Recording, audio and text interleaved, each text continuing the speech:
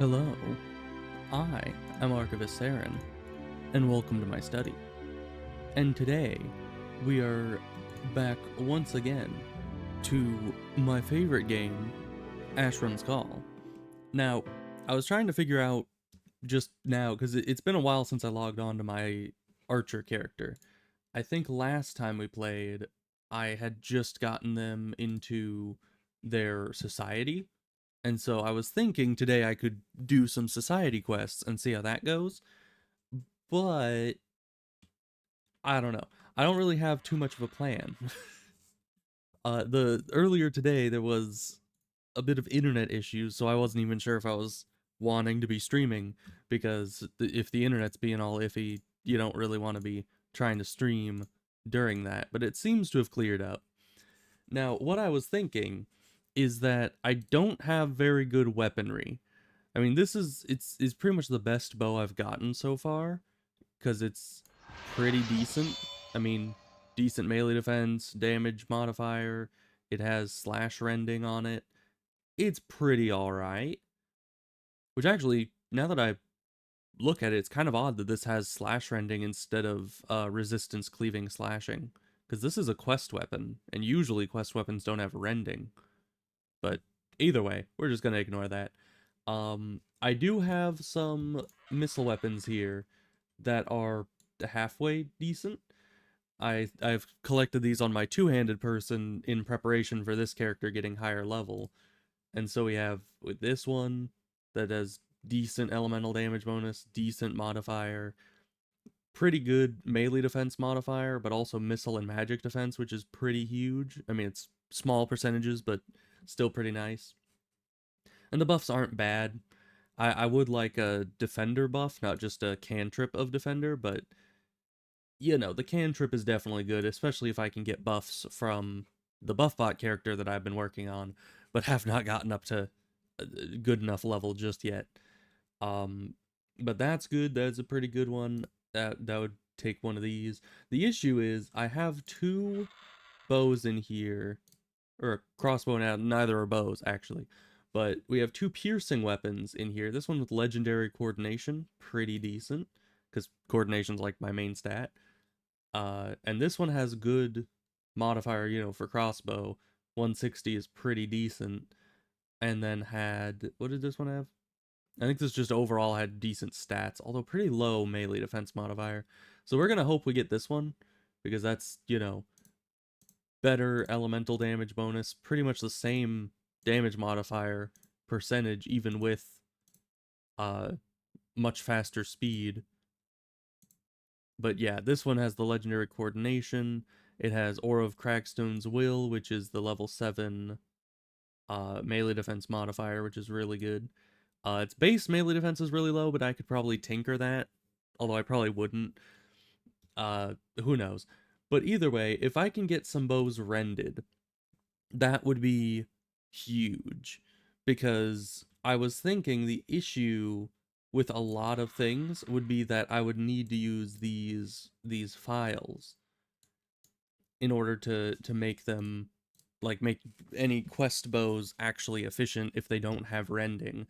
Like if I were to use the shadow slaying bow, the Isparian shadow flame bow, or crossbow, because Isparian doesn't have bows. But either way, I'm not going to try to rend these right now, even though I probably should. They're all... I have crafting chance of success on, so we can do this just to show. They're all around 30-something%, which is about as high as I can get, but I think it can go as high as 38% all in all, because it's 33% baseline max, and then 5% from my augmentation. So I should probably wait until I can get the full use of that. And even with this, which this one's nice because it has legendary weapon tinkering, even with that, I was doing this one, I think. Even with that, that only brings it up to 36%, which is still 2% off from the max. So I think I've been waiting to get a weapon tinkering rare on this character before doing any of that. So we're gonna put these back in the chest, and I'll deal with them later. It's also stressful to try and tinker stuff ever, because there's the chance it's all just gonna break. I mean, statistically, you should be able to rend something if you have 3 or more of them, and then you have a 33% chance. Statistically, that is a 100% chance that you will succeed, but life does not work as statistics would indicate, ever. So, most likely, I'd probably fail all of those and be very sad. So I'm just gonna wait. We're gonna wait for the very highest percent chance that we can possibly get. Because I have had such bad luck on those before. Some people have said that the percentages lie when it comes to the tinkering, which honestly I kind of believe that. Because there's been a time where I failed, like I think it was a 98 or 99% chance, and I was kind of livid because it's like that is a just almost an inconsequential chance of failing, and I still failed it, and I was so mad. But who knows? We'll have to see. But either way, I need to go somewhere that has uh some like a town network portal so we can go and start getting things done, I suppose. A bow indeed. This is the only good bow I have. I also got the gear crossbow from one of my other characters. I don't know how good that's gonna be, but hopefully good. And we got composite bow, which is really only good against things that require armor cleaving, I think. Either way, mostly I use this because it's the only one I have that actually has rending on it. So we need to probably go and attempt some of the society quests. That was my main idea for the day. So I think that's Zykal for the not the chapter house, that's for the other factions. The stronghold, that's what they call these. Yeah, so we go here to get to the stronghold, and I don't think we picked up any of the quests the last stream. Was easier to reset up, yeah. It's certainly not an easy game to really do anything with, but you know, it's worth it. At least in my opinion. So let's head down into here. I think all the quests I might be able to grab the quests from them. Hey, dealing with it all after you wiped your PC? Oh, yeah. Yeah, I mean, my entire server is on my computer, so if my PC ever got wiped, the entire server would be gone. I need to figure out how to, like, back that stuff up, because that's a problem. But eventually, maybe someday. Can I get these quests? Yeah. Yeah, that's the Rooshk one. Vaishak. That's probably the main one we're gonna do. Alright, we're probably not gonna do the graveyard ones, unless Dark Isle just ends up being super easy, which I doubt it will be. So, let's go to Lifestone. I think that's Dark Isle. I usually set my Lifestone there once I get there, and I think we unlocked it last stream. So that should be fine. We'll go try to kill Vaishak and see if he completely obliterates us. Because on this character, we do have the ninja armor, which is all in all pretty decent. But the issue with the ninja armor is even though it buffs itself, it doesn't very much buff you. So we have like the important stuff like missile weapon mastery and some protection spells, I think. Yeah, not many we need more protection spells. Huh. Yeah, we need better jewelry, I think. Ooh, or we need to get the clothing. That's the protective clothing. That's what I use on my main character. Is just the protective clothing set, and that gives you full.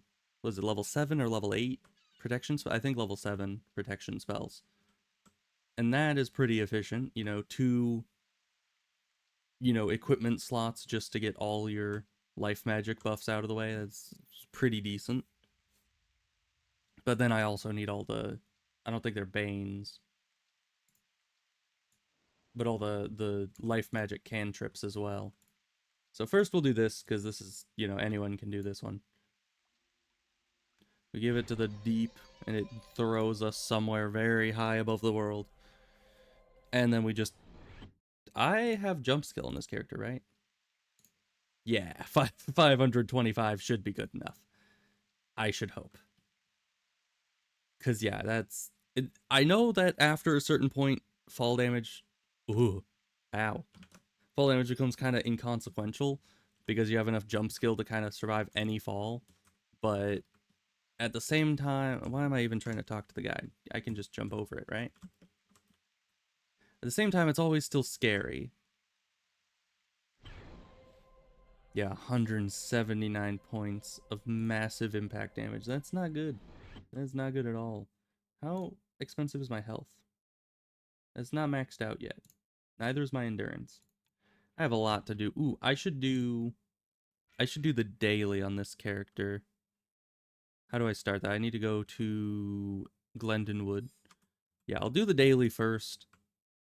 Even though, usually at this point, XP stops being as important, but I'll still do it just because it takes like 10 minutes, and it'll get me a lot of XP. So we'll keep doing that, and then we'll get back to the society quests and see if Vaishak can do anything for us, because I realize that my health is a little low. That might just be because I'm used to playing on a two-handed character where endurance is one of your, major stats. Strength, coordination, and endurance are kind of all you need as a two-hander. But here I'm definitely lacking on it, so I kind of want to... Oh, where do you go for the next part of this? Then you go... It's been so long since I did this daily, which is not good, because I should have been doing this daily consistently, and yet I've been kind of slacking on it. I think... Is it here? Is it Danby's outpost? It is. Brain needs to work and remember where we're trying to go. Now we need to go to the Dark Tree. Escape doesn't close the map. I forgot. Yeah, Dark Tree Crystal Mine, and then we teleport out of the Crystal Mine by going to our Facility Hub Portal Gem, and then we go to Might Maze, and then we run to the Lugeon, and then he sends us to the stockpile. We give the gem to the person there. Then we go through the other door, kill the obsidian golem at the end of the dungeon, and then give that crystal to the guy as well. And then go back to Glendonwood. I think. Something about that. But yeah, definitely the setup for the game is a little lengthy. But it is an older game. It's to be expected that it's gonna take a while to get it fully figured out on any individual computer. Hopefully these frost golems do not obliterate me. Oh, they are obliterating us. Okay, just heal, keep moving. This is probably not the best place to be Yep. Not the best place to be going when we're super rusty at the game. Especially because they crit us for 113 bludgeoning damage. That is a great way to start the day. Okay. Why am I going here? I don't know. I needed a town network, not facility hub. I forgot what part of the quest we're on. Because, yeah, I don't think the quest was always having those enemies in it. But at a certain point, they updated certain enemies. And now this place has enemies that are supposed to be in the Frozen Valley, but they're here. And that... it kind of... I don't know. I don't know if it's supposed to be a higher level quest, and I just keep doing it from its minimum level, and it's kind of harder than you're supposed to be dealing with at this point. And I think it might just... they might hit so hard because I have no actual protection spells. I should probably do that. Let me get the protective clothing for my other character. Because, yeah, this character is not super well set up. My archer was always kind of the secondary character. and I never got them a full set of buffs because I was previously relying on, what is it, the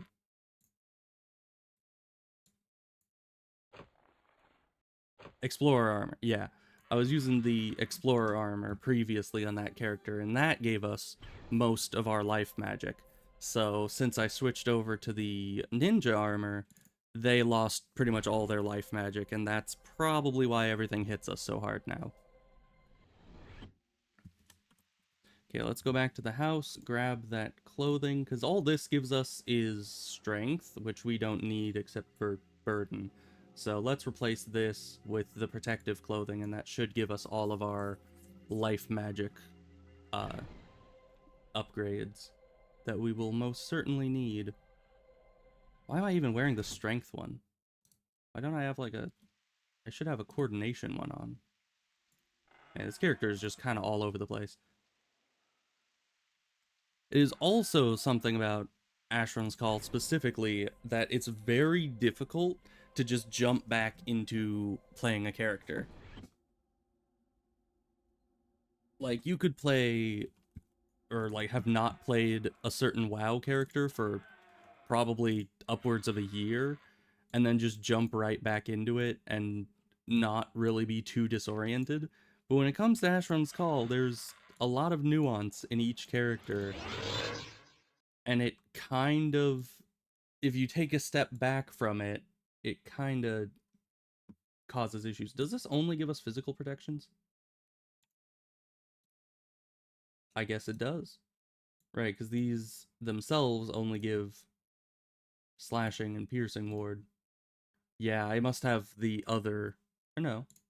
Caustic boon, fiery boon. Okay, I just didn't notice them. It seems to have given us everything. I could just look in chat. Oh, right. It doesn't give us electric or cold. I forgot about that. But that's fine. These things don't probably maybe use that too much. So let's go back home and try this again now that we actually have bludgeoning resistance. Actually, a good amount of it too.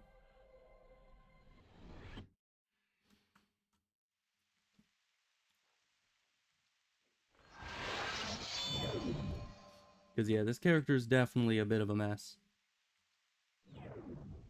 But we'll try our best to get them back into working order. I need to get a second set of these protective clothing for this character, but I think each of these cost like 10 of the small Ulfoy Venom sacks, and that's not good at all. Let's see, we needed to go Danby's Outpost, which is this way. Of course, all the Banes are expiring on the clothes, because my other character can actually buff themselves. And this character sadly cannot. That's this character specifically is actually why I made a buff bot character for myself, and I've been leveling them up, is so that once that character can cast level 7s, then this character can go get buffed by that character, and then this one will be able to actually do things correctly until they get a full set of armor that actually buffs them. Because as of now, they aren't the strongest stat wise. I mean, even there's some stats that just have no buffs at all. So it's kinda janky to play them in higher level stuff if they can't have any considerable number of level 7 buffs. So let's try this again. We didn't get rid of our Vitae, but luckily we don't have to deal with rebuffing at all.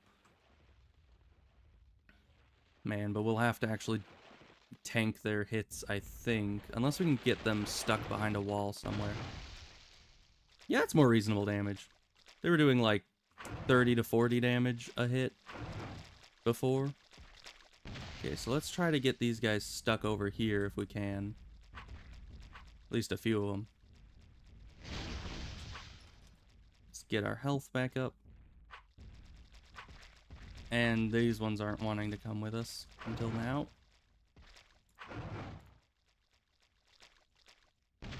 And we weren't close enough. This is not good. We're stuck in an animation for 10 years. Okay. And it's... Does the jump loot not work with ranged weapons? It may not. Alright, well, let's bail again just to be safe. Because the jump... I have only ever really played melee and magic. I think I need some assurance that jump looting actually works on an archer. Or else we may actually need to clear the room, which this character probably can't do that easily. Are there any enemies near this place? I keep trying to press M for map, which does not work. I wish it did. I wish Decal had like built-in key bindings for its buttons. And it might. I've just never actually looked into that. Okay, enemy. Let me test if jump looting actually works at all. So if we're in attack mode and we're standing right on top of the corpse, yep, that definitely works. So why was it not working in the dungeon? I'm guessing maybe I just wasn't directly on top of the body. Because that does happen sometimes. If you get too far away from it, the jump looting doesn't work, but we are certainly not going to have enough time to loot this corpse normally in a room filled with frost golems. Because those things, I mean, even with level 7 bludgeoning protection, they're still critting for 60 damage out of my 300 health, which is way more than is at all comfortable. So let's try this again. I usually just run through past all the frost golems. Sadly, them getting some lucky crits kind of forces us to be now stuck in a room with them for an extended period of time. And that's not gonna be good for us at all. But let's try it. I do not have high hopes for this character surviving too well on Dark Isle, but I suppose the enemies here are actually a few steps above Dark Isle. Which I don't know why. That might be why this quest gives so much XP, but even so, I mean, the level you're supposed to be fighting Frozen Valley enemies is probably around the level that 200 million XP would be kind of chump change to them. So I don't know why they made it so that there's, you know, Frozen Valley enemies in here, but it's certainly not good. Can we kill some of these guys? It's not going to be very fast with slashing damage. But I have nothing better, so... that is definitely an issue with this character, is I need to... How? Did a spell just hit us from... Where did you come from? Oh, I haven't killed anything on this character that was level 100 plus yet. Man, this is... Oh, and there's the crit. That's how we do our damage. Well, let's try lowering the accuracy here, because I don't think we need full. And that's where archers really shine, is when they don't have to be at full accuracy. Can you stop with the debuffs? This character is squishy enough. They don't need you debuffing them.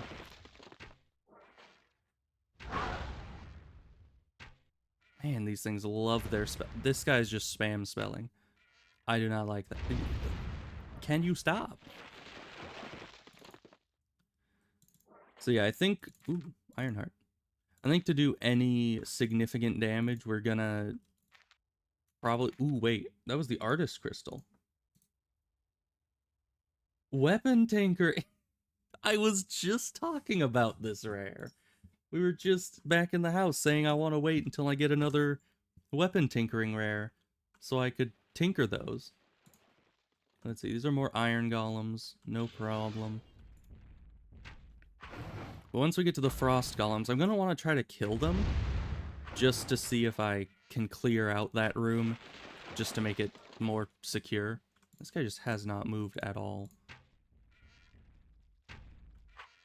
Oof. Okay, he's going back. Good. And we do have dirty fighting. Is that specialized? Yeah, it is. Oh, great. Fire. Fire vulnerability. Thank you, Mr. Iron Golem.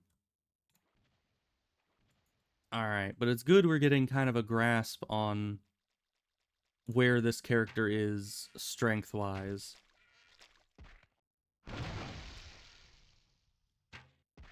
We have Surge of Regen, but look how much damage this thing is doing consistently. And even with crits, we're only doing 200 damage. Which crits are kind of the bread and butter of this bow, but still. Okay, we did get a blinding blow on it. Not that that's doing much for us. Ow. Excuse you, Frost Golem. Yeah, but this actually is where I went in order to finish my kill tasks in Frozen Valley on my higher level character. Because, yeah, these are like the exact same enemies as are supposed to be up there. Oh, that's not good. Can you not put that on me, please? Like, your spells are probably gonna almost one-shot us if we're vulned. We don't even have cold protection from the clothing. Which is kind of ironic, seeing as how I'm pretty sure in real life clothing mainly is for cold protection, but man, I don't even have... Do I have cooking on this character? I don't. So I don't even have my big rations. Let's see if we can try to 1v1 some of these guys. Is this the room that we need to be in? No, it's not. This is the room before, and we're vulned already. Let me actually see if I can get this guy over to here.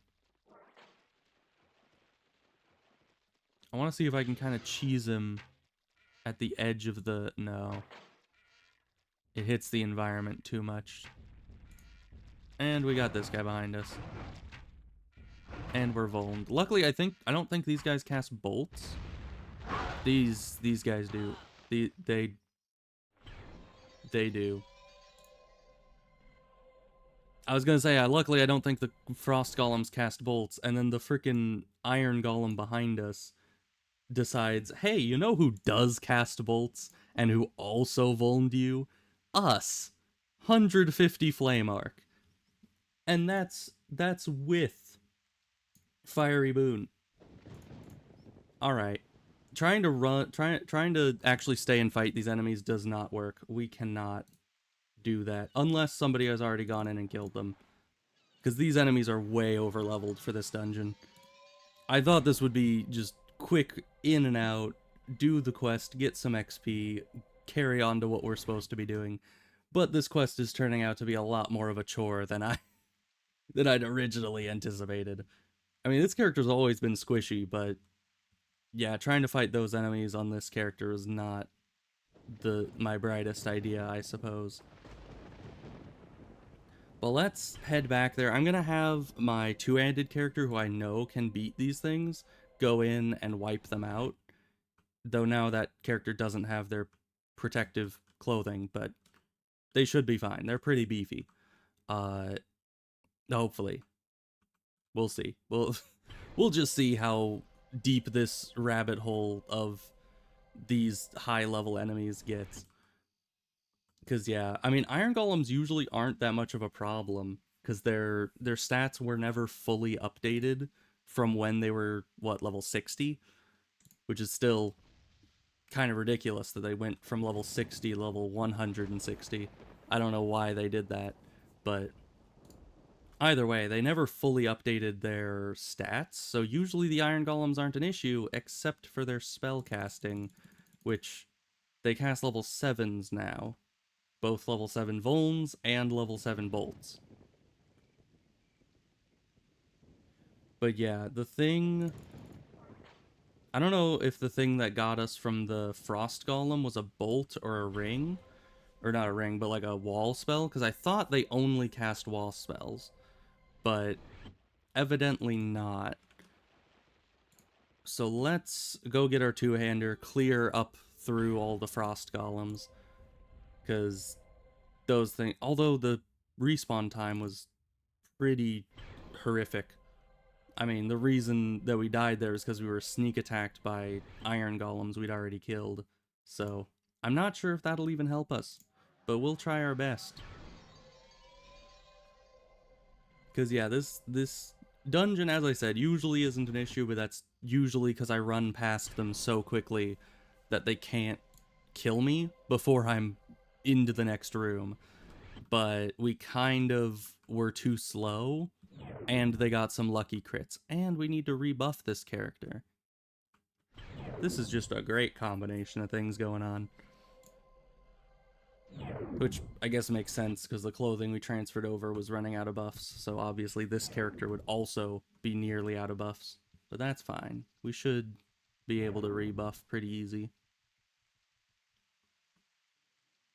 Morimoto's Blessing. What is that? Why don't I recognize that name? It's probably a creature enchantment. Morimoto's Blessing. Oh, that's because it's cooking skill. I guess most of my characters don't have cooking skill, so I didn't recognize it because I never really buffed myself with it. That's interesting. Because yeah, I saw that in the chat. I was like, what blessing is that? I've never seen that before. We should probably rebuff outside the dungeon so we're not getting... Excuse you. Give it a minute. This person's magic skills are not up to snuff exactly. But, you know, that's what happens when a two-hander character tries to also be a self-buffing character. Luckily, someday, once my buffbot character is up to high enough level, we should also be able to buff this character, and then we can get rid of creature enchantment off of them. And that'll get us, and probably mana conversion. We want to keep item enchantment just for portal magic, but the other two can go. And that'll get us a lot more skill credits to maybe specialize melee defense, you know. Oh, we also have life magic. I forgot about that. This character for a lot of their life didn't have life magic, but it is pretty important if you're able to self-buff. Which actually, that means... Yeah, I actually got... Can you guys... All these shadows and revenants just throwing everything they have at me, trying to kill me while I'm just trying to buff. Yeah, this character didn't used to have life magic until just recently, and that's why I had the protective clothing. I guess I actually don't need those anymore. And they give me some major banes, but still.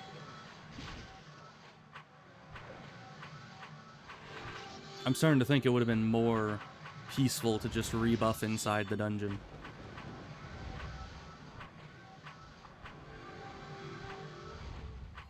Like, come on, guys. Come on. Give it up.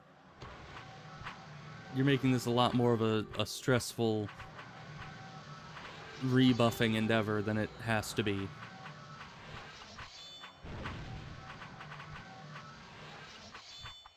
But yeah, hopefully on our archer we'll get all the stuff back, and then we'll just run, and hopefully now that I've kind of warmed up, I'll be able to just run efficiently. What would be best against these guys?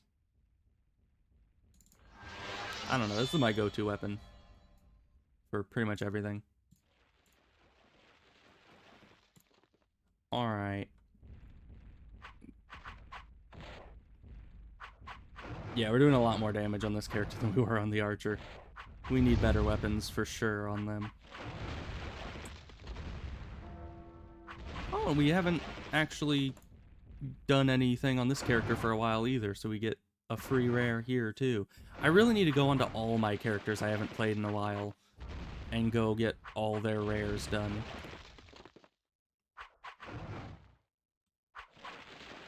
Alright, that's cleared, meaning this area's cleared up to. Let's clear this guy out just because he's kind of in the way. Yeah, slashing does nothing. How about fire? What's good against you? Fire's not that much better. but it is technically better.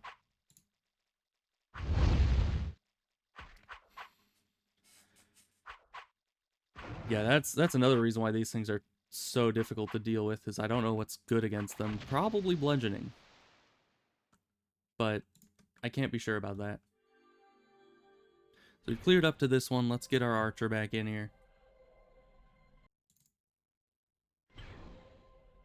We have a long ways to go. This is why I've not been playing. I'm remembering now that this is exactly why I have not been playing my archer, and why I've been leveling up that buff bot. Yeah, we definitely can do it out of combat. Okay, now you're gonna log out in this hallway. We're gonna make sure this hallway is clear when we come back in. And my two-hander is just so powerful. But the issue with them is they're reaching kind of a limit. They're reaching a certain point where they stop being able to progress and get stronger. And that's kind of a problem, and I don't know how to make them stronger. Ow. Can I get a surge of regen? Ah, there we go. Nice. Because I already have a good number of augmentations, all the important ones at the very least. Like, you know, Eye of the Remorseless, Jack of all trades, Skin of the Invincible, Master of the Steel Circle, all the good ones. Okay, and this was just a room before this room. Yeah, so we still need to clear this place.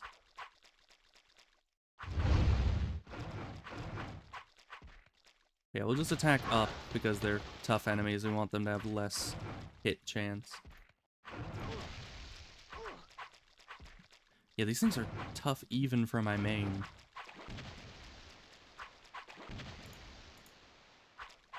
But we're gonna learn absolutely no lessons and still try to finish the quest after this.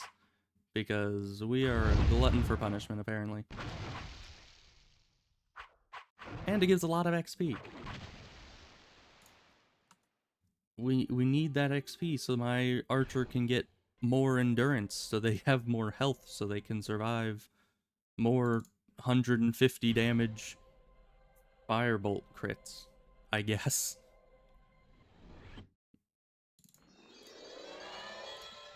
Okay, you also want to put this on. Not that we'll be fighting anything in here exactly, but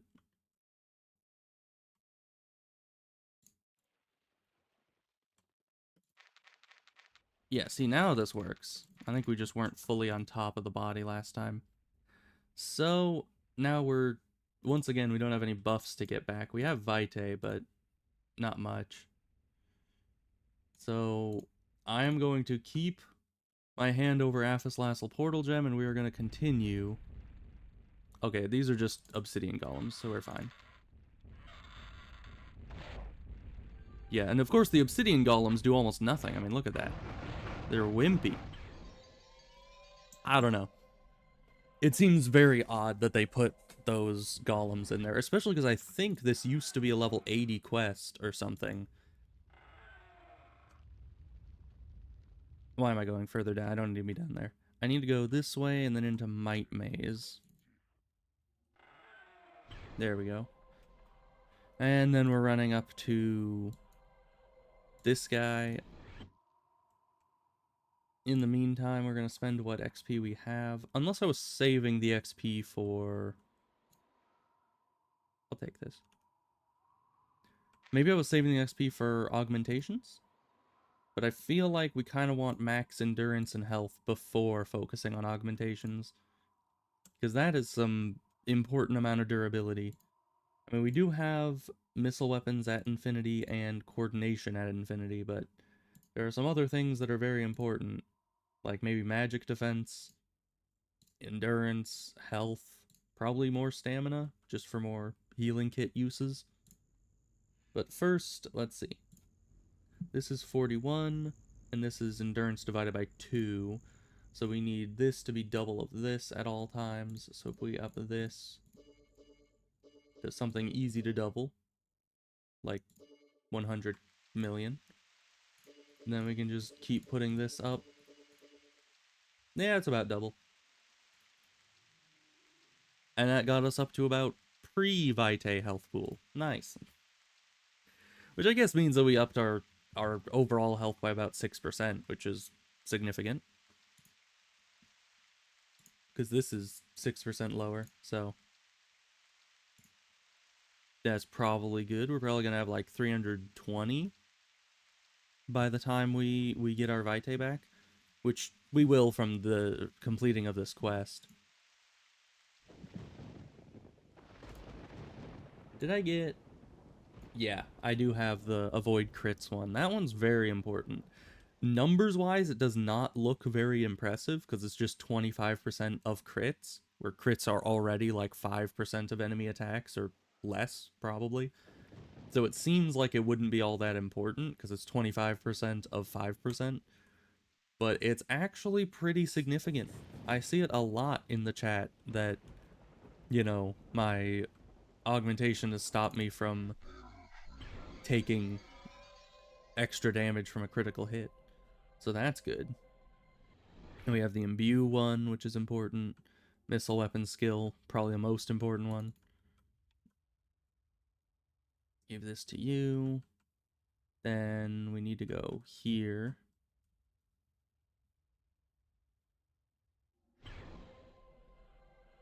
Oh, hey, and he gave XP. Nice. So now we just need to get through this dungeon without dying horribly and painfully, which is going to be harder than it sounds. But I do know this dungeon decently well. I've done this daily quite a lot. Hopefully I can just speed run it faster than the enemies can react. Because yeah, this first part is not a huge issue with iron golems. Their main threat is the fireball, which they like to spam that fireball, but if they do, you just need to use a dispel gem.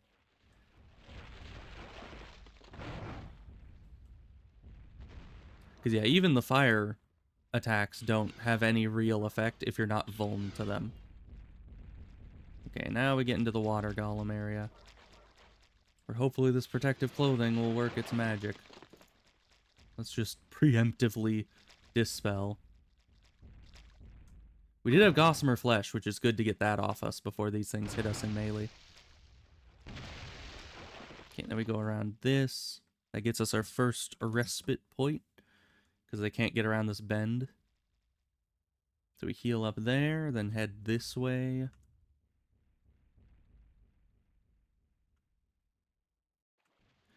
Another frost golem, but I think this is one of the last. Because yeah, those things are terrifying. I hate them. They made this quest very hard to complete on the lower level characters. Although my Void Mage and Buffbot Mage never had too much of an issue with them. It's mainly just the Archer. The Archer's just kind of squishy. Which is all my fault. I have not played them often enough to build them the way that I need them to be built. So, that's on me. It's still, you know, we don't need max. That might be too low, though. We'll see. And we can hit low to try to lower their resilience. There we go. Yeah, and these guys are kind of a pushover. Their spells can hurt, but I don't even think they vuln. So all in all, it's just kind of a, you know, a matter of time before we take these guys out.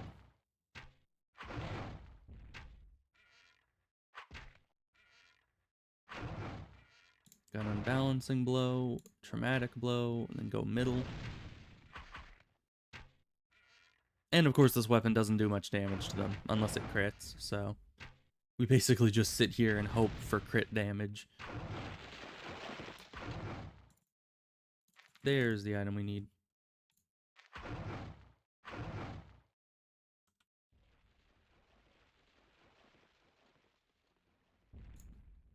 Alright, so then we go through here, give this to the knocked out guy, and then head back through the portal to the surface, and we're basically in the clear.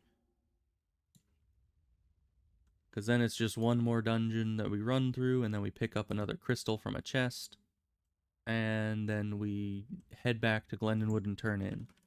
And then we can get to the real stuff.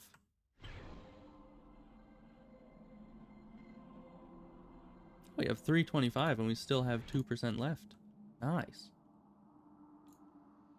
We really buffed our health quite significantly there, it seems.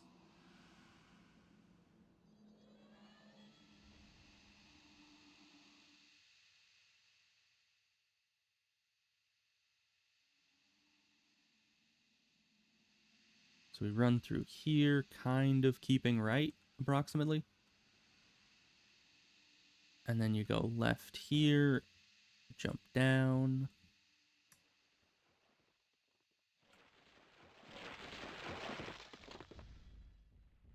And then the chest should be straight ahead.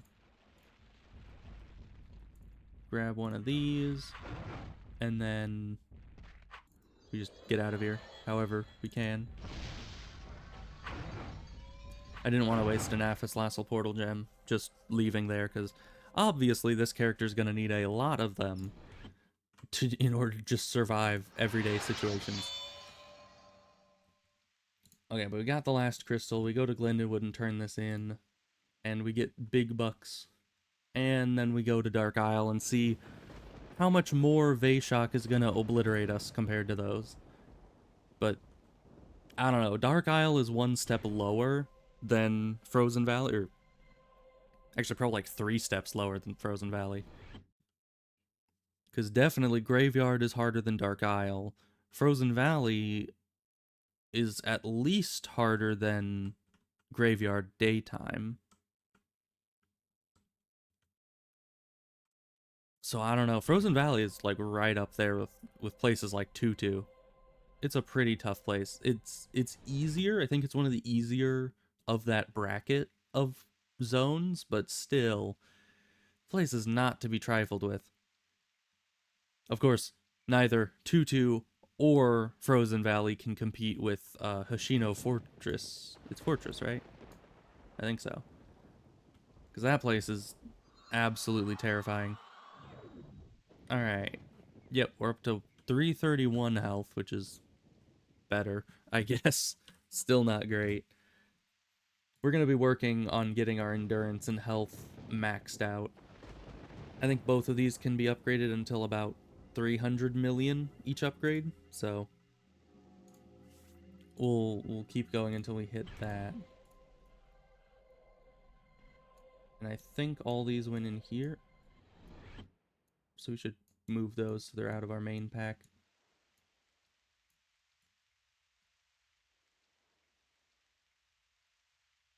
Oh, and I got rid of my Etheria too. That's rude.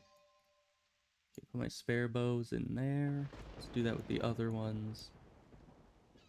There we are. We got this rare we want to deal with. Okay, so first would be Vaishak. That's gonna be fun. Because, yeah, our magic defense is a bit subpar, so I don't know if we'll be able to run past all these things, especially if there are any sleeches along the way. The sleeches here are absolutely monstrous. I do not like them. That's just regular black coral. Now, these guys could be kind of like a microcosm of Vaishak. Let's see... Wait a minute. Wait. We don't have cold protection. Let's see if we can get hit by one of these ranged attacks. Oh, that only did... Okay, yeah, that one was doing bludgeoning damage and it didn't hit for much. Yeah, maybe the Rooshk are not the best option to test this, because we don't have any cold resistance, because this armor does not grant any. And we don't do, like, any damage against them. We need to get a fire-rended weapon, and then throw that Skull of Zikma, or whatever it is, onto there. Then we'll start to do some decent damage to things. But yeah, let's just go and fight something. We're just gonna try to go to Vaishak. I'm gonna keep my hand over Aphes in case, Because I don't know if this character's ready for Dark Isle yet, like, at all. They are iffy at best. But trial by fire is the best way to go, so... immediate debuffs. Millions of immediate debuffs. Alright. Well, we can't really stop, or else they're just gonna surround us. Vashok should be at the top of this hill here. Okay, and these guys are wimpy, I think. Yeah, 115. They're much lower level than the other enemies here, so we are safe running through them, I think. Okay, and then let's just run down here really quick and hope that everything upstairs stays upstairs and everything down here is not too bad. Ow. Slashing's decent against you, right? Eh. Ow. Not super decent. Yeah, you got way too much health.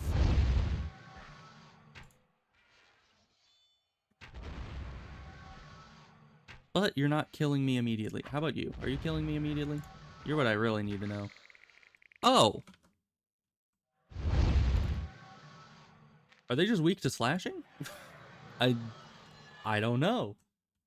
We kind of one-shot. Maybe we got a lucky crit. We probably just got a lucky crit on that, now that I think about it. So let's, once again, trial by fire. Run into the deeps.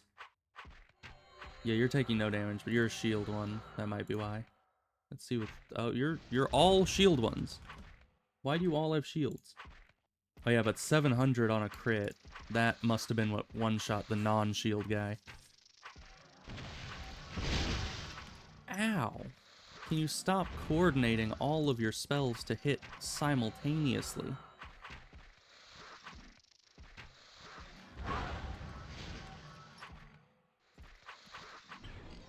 Oh, the heal went through. I fully expected that heal to fail, because we were at no health. It seems to be that our lack of magic defense... But we even have it spec'd. This character has magic defense spec'd. Why are they so sucky at it? Because, yeah, I don't think we resisted a single one of their spells. Wait, and those ain't guys level 8s? Well, at least they don't debuff. Yeah, maybe Dark Isle is not so good for this character yet. Let's stick with simple stuff. What's some simple stuff this character can do? We could go back home and try to rend one of those weapons. Do we already have a Skull of Zikma? Because we could do that. I usually grab one of those at some point. We do not. Let's do that one first, because I'm not looking forward to trying to rend things, because I have such horrid luck with that. Let's see.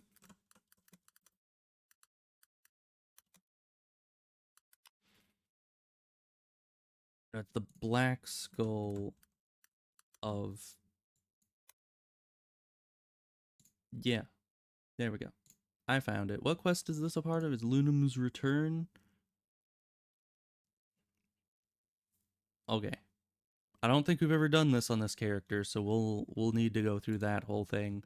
But if we could get a fire weapon that does good against undead, then those Rooshk should be no issue for us. So we need to go to Fian Outpost to begin with. And this is a lower level quest, so this should be within this character's realm of possibility. Hopefully, I would really hope.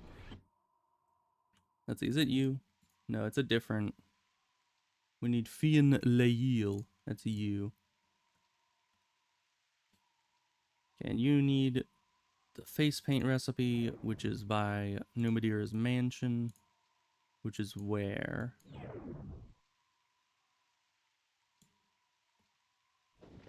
Divana. How do we... Where is that close to? I was like, oh, I'll probably recognize the housing settlement. Know exactly. Okay, it's by Lytlethorpe. Okay. Let's go there. I thought I'd recognize the name of it, and I most certainly did not. That is unfortunate. Okay. But that's Alluvian.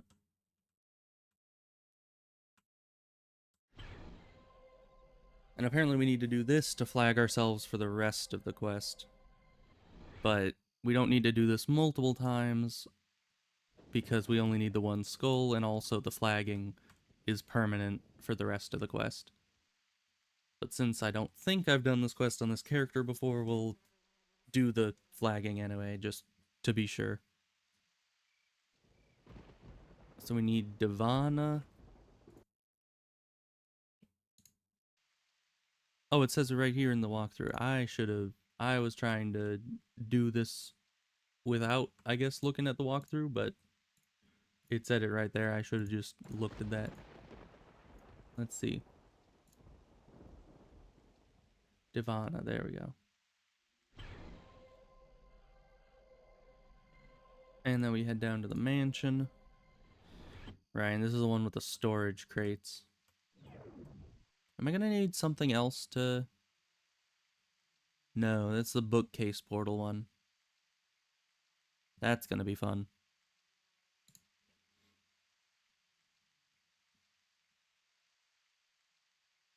So yeah, we go in. We need to go into the dungeon in the basement.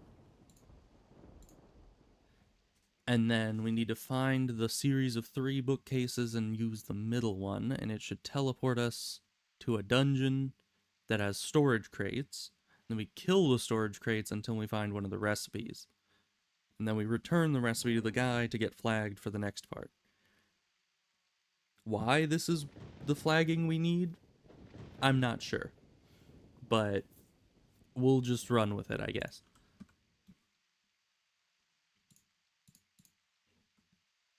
You don't see these guys very often.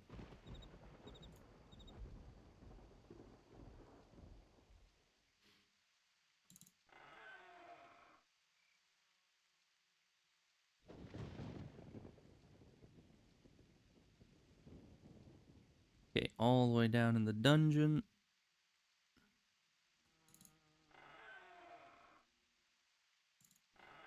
My brain was working on villa layout. I don't know why.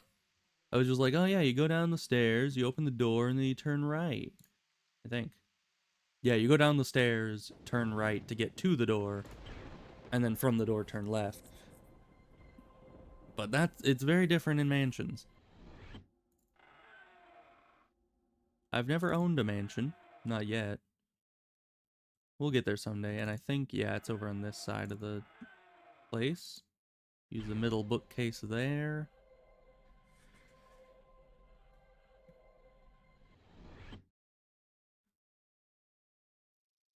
And then we need to kill storage crates. What are you guys?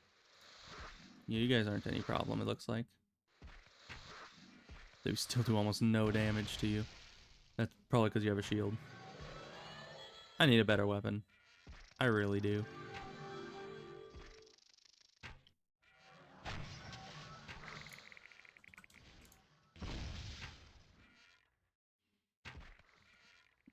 Alright, then we kill storage crates. Why did a storage crate just hit us with a bolt? I guess we're just not going to question it. Man, our magic defense is so low that even these things are hitting us with spells. Ooh. There's the recipe already. Nice.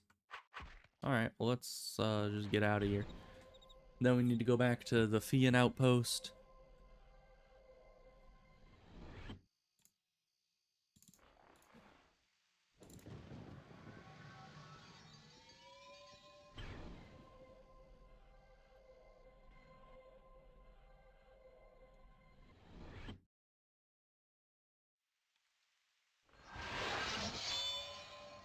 But hopefully this character will be a lot more... I mean, it's funny to say it, but a lot more self-sufficient once I have the other character to buff them.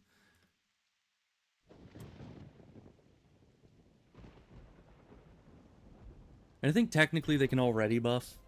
I think I did get them high enough level for level 7s, but they don't cast level 7s 100% of the time, which is not really great. We'll keep working on it. Let's see, Fian Outpost.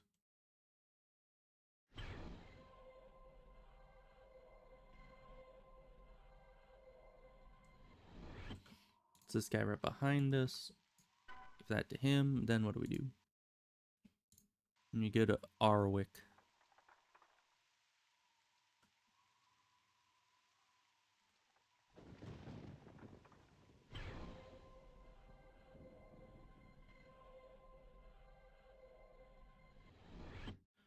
Let's see. So Arwick would be Alluvian. Go this way. And Dagger Vale Portal, which I think is Dagger Vale Cottages. So that's over this direction at the settlement portals. Then we're going into the temple entrance portal, which I don't know where that is, but hopefully nearby.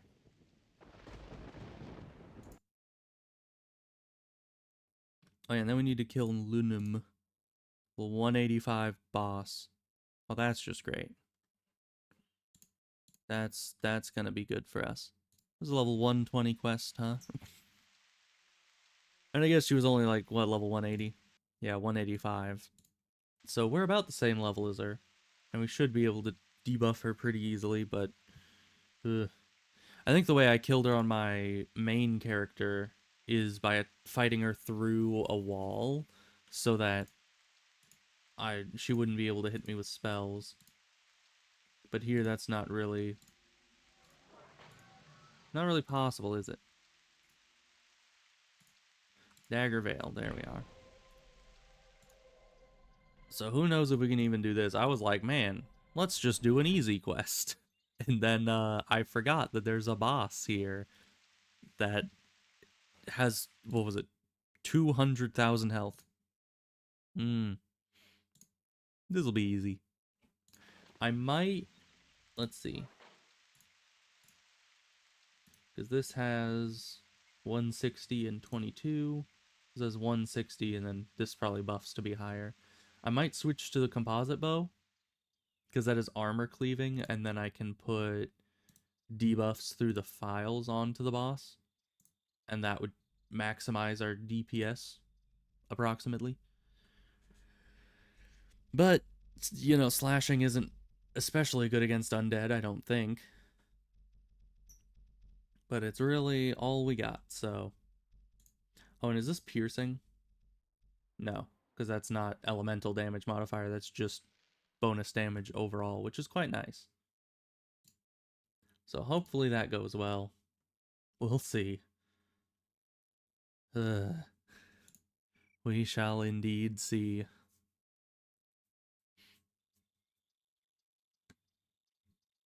But first we have a few mini-bosses to kill, which should be hopefully easy enough. I remember doing this quest on stream on my melee character, I think. Why did I do this on my melee character? Because I was gonna be getting Greater Blood Scorch anyways, which already has Undead Slayer, so I don't know why I did this on him, but who knows.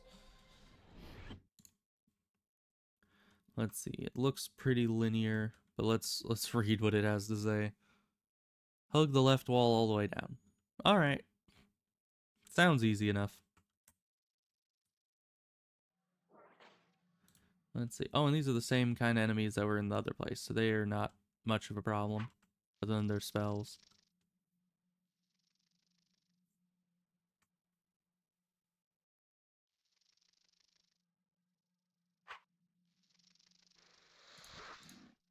Can this just be opened? It can. I don't know if this character is lockpick. I think they do. I hope they do. It'd be kind of stupid if I have, like, alchemy and fletching and everything, but no lockpicking.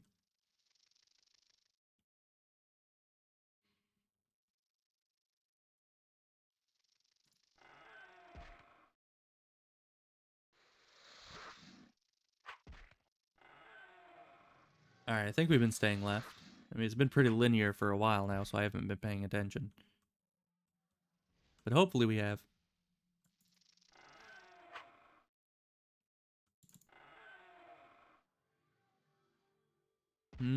Here's the boss. Let's back up a bit. Get behind this corner. Just so we have a bit of a buffer here and kill some of these guys. Okay, and since these guys are low level, let's try to lower our attack accuracy. Can you stop with all the spells, please? And with all the healing. I don't much appreciate it. Why do you all have shields?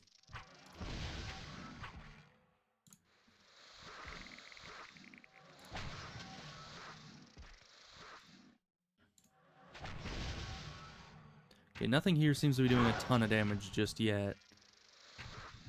And now we have a Surge of Regen. And it's gone.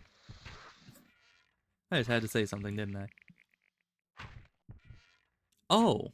Critical hit, 1,000 damage. That's good. Let's get Unbalancing Blow. There we go. Why do you hit so hard?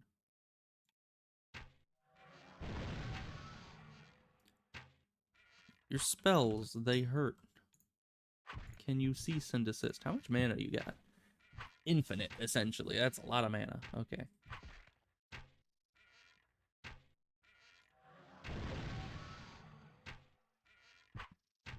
We just gotta hope for good crits, because I think this guy's got like 50k health.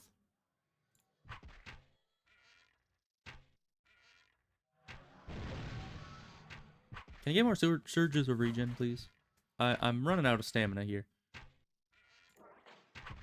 Oh, there's a surge of regen. Nice.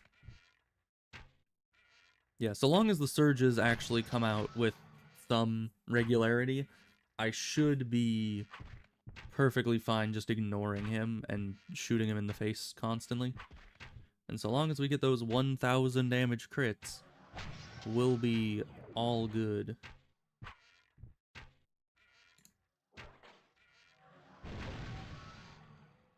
Ow. Surge of regen?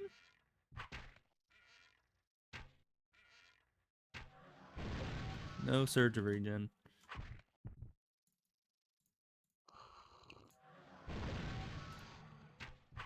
I remember the first time I did this, or it might have been the time I did it on stream, I don't remember.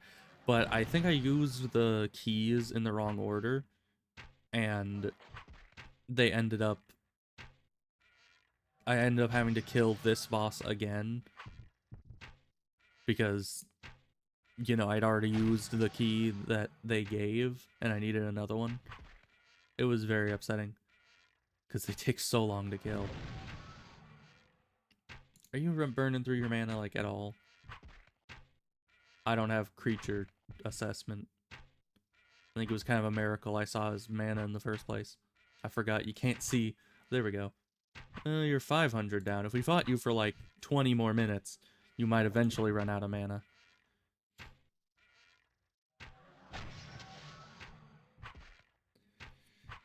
Yeah, we really need magic defense to be up. We need endurance and health to be maxed out, magic defense to be maxed out, and probably focus and self just to, you know, maximize the magic defense as well. That's a lot of things that we need XP for. And all the augmentations we still need to get.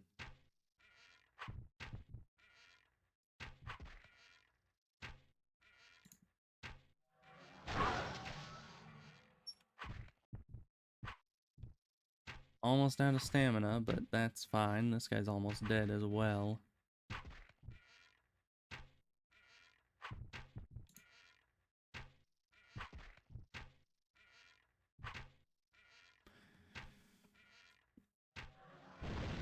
Just give me some crits. There we go. There we go. 2 crits in a row. Very nice. 3 crits. But yeah, this 50,000 health is nothing compared to what the final boss is going to be like. It's going to take a lot of crits to get through her, and we didn't bring enough potions, I don't think.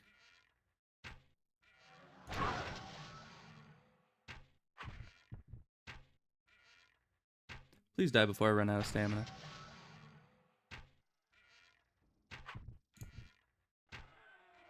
You're so close. Come on. 1 crit, and he's gone. Just 1. There we go. Oh. Okay, we get your key. We are going to lie down, even though these Sclavi are probably going to respawn very soon here. But I should have gotten the augmentation that made it so your laying down is like 4 times as efficient. That's always a good one. Because, yeah, laying down is a bit painfully slow when you have high stamina pools.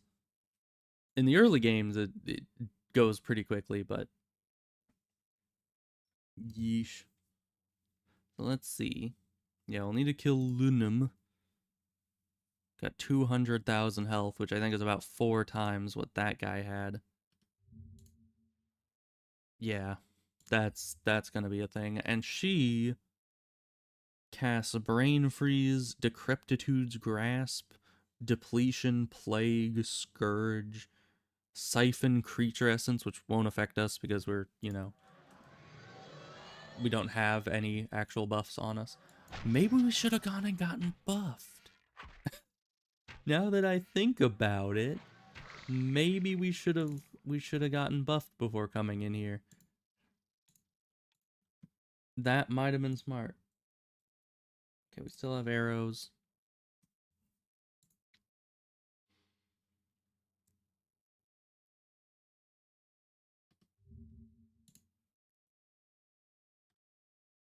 And it casts Incendiary Strike, which is 150 to 300 fire damage. Glacial Strike and Soul Spike. What's that? It's Frost or Force Bolt. Ugh. 100, 220 piercing damage. I mean, really, everything except for the Frost spell should be fine. But half of what it does is Frost spells, which is not great for us.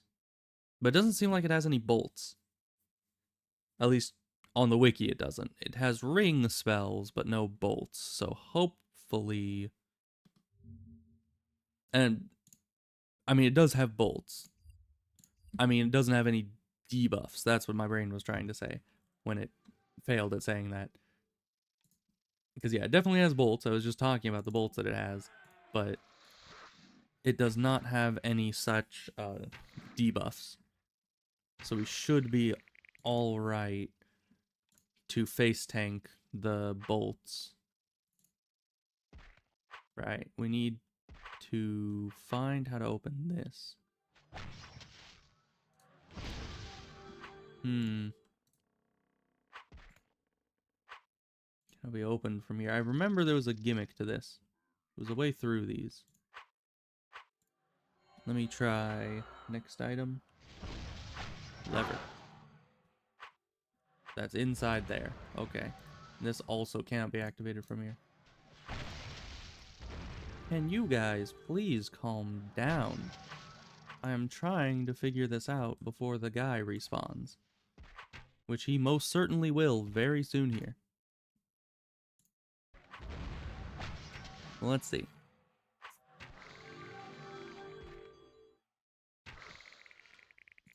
Okay, it says unlock the wooden door and use the lever which opens the gate. Okay. So use the key to unlock this. Which leads us to a lever that then opens the gate to the other side through to here. Okay. Whomster you? Yeah, you're the other dude we need. So let's actually close this door in case that guy respawns. That can't be activated from here either. Where does this get activated from? Maybe in there? Oh, we need to, yeah, we need to go through here, get the guy's key to open that, and then the lever down there opens this. But first, we want to fight this guy in here. Let me actually debuff this guy fully. We'll test how that works for us. Let's do full accuracy. Out of range. Alright. Got that. Got that. Let's throw on this. and just see what our armor cleaving can do. We're hitting for 400. Better than the other bow was doing.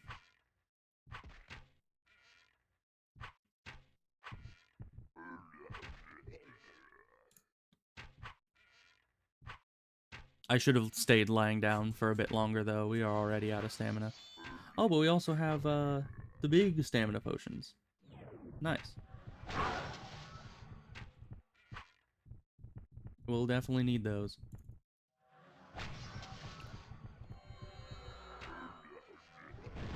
Can you stop with the spells?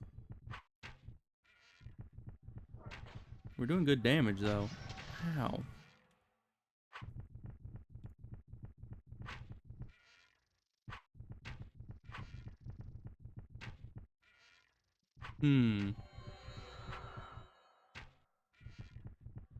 Because we definitely need more,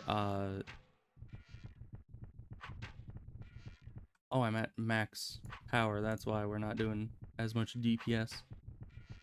Let's hit low so we can get unbalancing, just to ensure that we can actually hit him. There we go. I'm so used to being at full accuracy because, on melees, I always go to full power, so...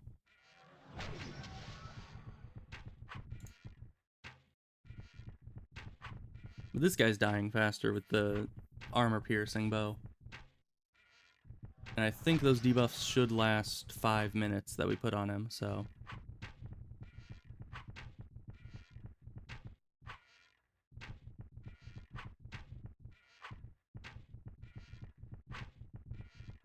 And he's evading every so often, but I don't think that's a big problem. And we're getting, like, no procs of our, healing, which is very weird. Very bad luck, it would seem. Oh yeah, we definitely needed exhaustion on us. Because stamina is something we have in abundance right now.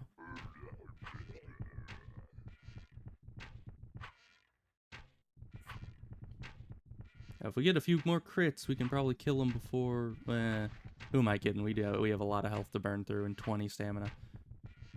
Especially if we have to heal again. We are going to be out of stamina immediately. Alright, let's drink more of these. And then heal. And then shoot down. Get unbalancing on him again.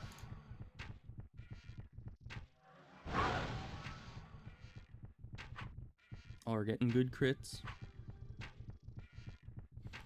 But still, I mean, even with these crits, if we're doing the same damage to the next boss as we are to this one, that's still going to be an insane number of hits we need to do.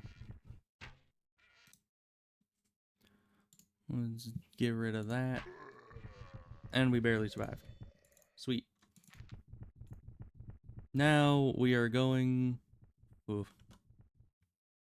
Oh, and our healing kit also ran out. That would have been worrying had I noticed that later. Do these give stamina back? No. Oh, and there's Scalavi in here. I didn't even notice that. Does this do any damage to you guys? It kind of does. It's probably good against the shield ones, actually. Although for some reason this accuracy is not doing well even against level 100 enemies.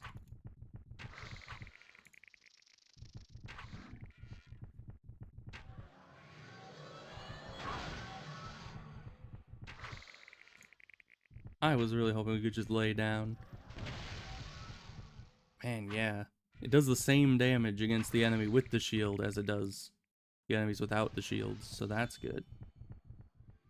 Now let's just lie down, take a break, get our stamina back. Because we are hurting on the stamina. And let me see... I don't think my mage has ever done this quest. What I could do is I could go onto my other account, grab my mage, go get the blue... Why did I do... Oh, apparently the harm spell can use the cloak's ring spell. That's interesting. And they keep draining my stamina. I need that stamina. Thank you very much. I can't do anything against these things. I guess I need to open this and go over here to get those guys to leave me alone. Maybe. I need to kill this guy, and this guy might respawn by the time that's done.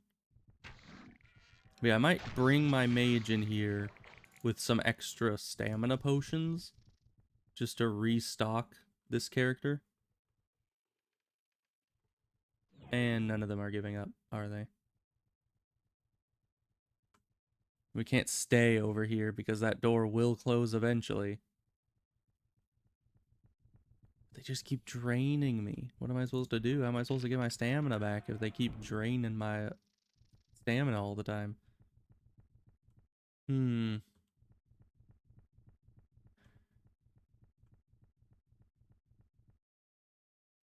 I think the only option is to get my other character in here. It shouldn't take long. We just came in here a little unprepared with not enough stamina potions.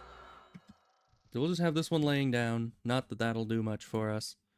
And then we'll go to this, open up my other account. I don't know if the stream will pick this other one up. I don't think it will. Let me try to switch it. We'll just leave that one there and hope that they'll be fine. Other AC client, thank you. Which one was it? I think it was you. Yeah, you look to be a bit higher level. Yeah, this one's 138. Still in Ulfoy armor, but honestly, for the most part, is more competent than my archer character. I don't know why or how, but they're just... I feel a lot stronger on the mage than on the archer. I think the archer's just still a bit iffy on how they were raised. So let's see, we gotta go and do this again. Go this way, get the quest, go get the face paint, come back. And then... And that should only take a few minutes to run out there. And then we'll not only bring a big old stack of stamina potions to my archer, which I need to remember to do. Don't let me forget to grab the potions, because I probably will, if I'm being honest. Okay. So we had to go there, and then we had to go to Arwick. No. This way. Arwick was to get to the temple entrance. We need to still go to New Madeira's mansion first. So that's out this way, towards the settlement portals. And then I'll recognize what the name... I can't remember what the name is off the top of my head, but I'll recognize it when we get there. Oh, we should have plenty of stamina potions in the house chest. So I'll just need to jump back to the house after doing the flagging. How's my other character doing? Am I dead yet? No, we're fine. Actually, our stamina is recovering slowly. They just keep draining it every so often. Let's see.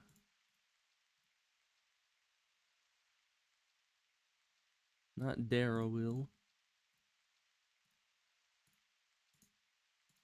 This is like the last portal I clicked on. That's usually how it goes.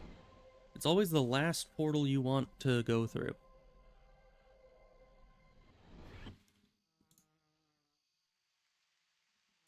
Alright, New Madeira's mansion. Down that way. This character's not as fast, though, I think. And this one still needs to do the daily quest as well. I haven't been keeping up with that. But it's like a level a day, almost, until level 160 or so. So it can get you up to level 180 pretty readily. I mean, it still takes like a couple months, but with how, in terms of how fast it is to get from level 100 to 180, a couple months is not that long. It's kind of the fast track right there. So long as you stick with it, which I usually don't. I usually do the dailies like for a few weeks and then end up falling out of it and forgetting to do it. That's pretty much like my limit for how much I can remember to do something. But hopefully someday this character will be like, I'm probably going to level them up to about 200, get all their magic skills up to where they can cast level 8s 100% of the time, and then just kind of leave them somewhere and just have them be a stationary buff bot for the rest of their existence.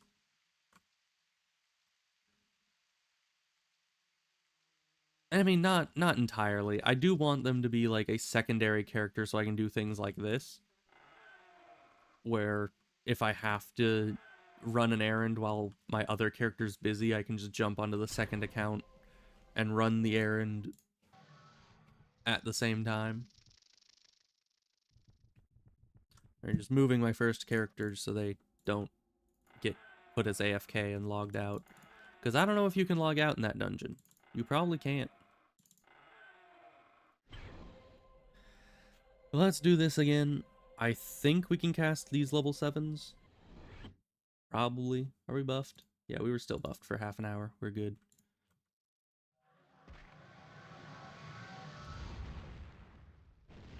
A first box.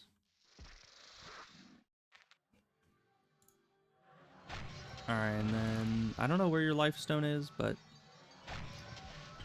ow. Those spells are hurting. That is odd. We should. Yeah, we have all of our life magic blessings up. I don't know. I guess we do kind of have wimpy magic defense on this character too. I almost tried to press 8-9 to heal, even though this is a mage. That is not a good train of thought. So we gotta go to Fian Outpost, and then we need to go back to the house to get the stamina potions, and then we gotta go out to the temple.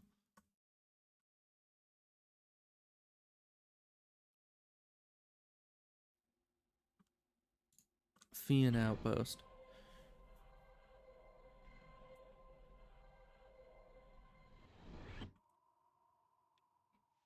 You there. Get this. We will go back to the house, do the thing. What are these keys for? Oh, right, those keys. I was doing those dailies lately on them.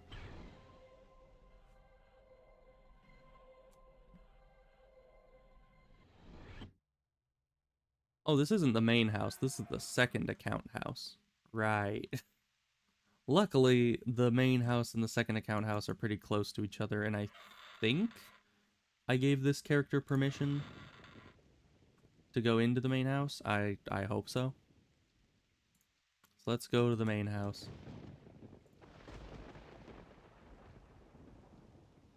I don't know why I just completely thought that the two separate accounts would both end up at the same house in the end, which is not great. Hi, Ebos. How's it going? We are currently, I mean, not this character, but on my other character, we are in way over our heads doing quests that my archer is not prepared for. It's great. But we'll get the archer all buffed up once we get there. It'll be fine. Did I move my archer? I don't think I did.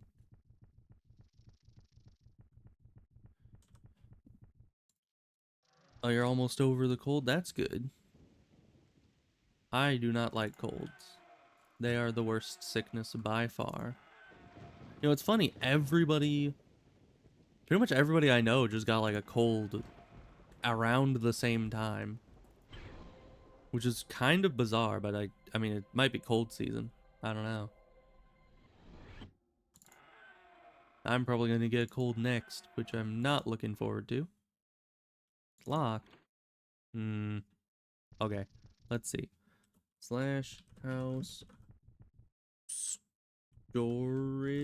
add, I think. There we go. Nice. It's called winter. I mean, yeah. 41 should be enough, right? And we're overburdened. That's fine. We'll be all right. Let's get out of here.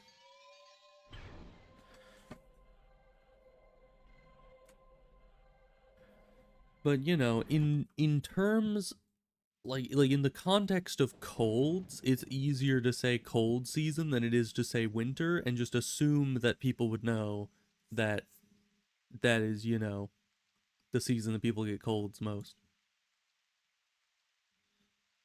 It's a global conspiracy. I mean, yeah. Certainly the colds have been spreading quite quickly this year. It's rare that so many people are afflicted all at once. At least so many people I know.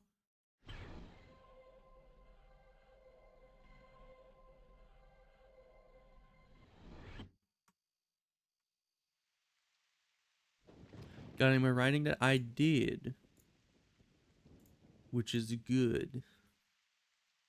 I still need to get more done though. I was just thinking about this earlier today that there's so much writing I could be getting done, but I just don't. And it's weird. I don't know. It reminds me a lot of certain like song lyrics that come to mind. Of course, for me, song lyrics would always be the thing that comes to mind when it comes to writing. Parts you wrote are out of the mind. That's true. That is very true. It's finally getting some of that cleared out and put onto paper, which is good because there's a lot of that filling up all my brain space. Maybe that's why I just can't remember anything, is because all the rest of the space in my brain is filled with just a bunch of writing stuff. Which one of these am I supposed to be going into? I don't remember. Not Lost Wish. That's for Ulthi Armor? Is Dagger Veil. That was it. I was like, if I just keep looking at these portals, one of them will stand out. That's how we gotta do it. If you can't remember it, just wait until something's familiar. The issue is you need to go to Arwick settlement portals a lot for different quests, so they like 5 of them were familiar. Alright, I'm just gonna move my other character around a bit again. The reason I can't have that character leave... Ooh, Basalt Golem. We need to kill this guy. Do you like fire, perhaps? You probably do. That's now good. But I really only have a fire wand on this person, so... There we are. That's why we had to kill it.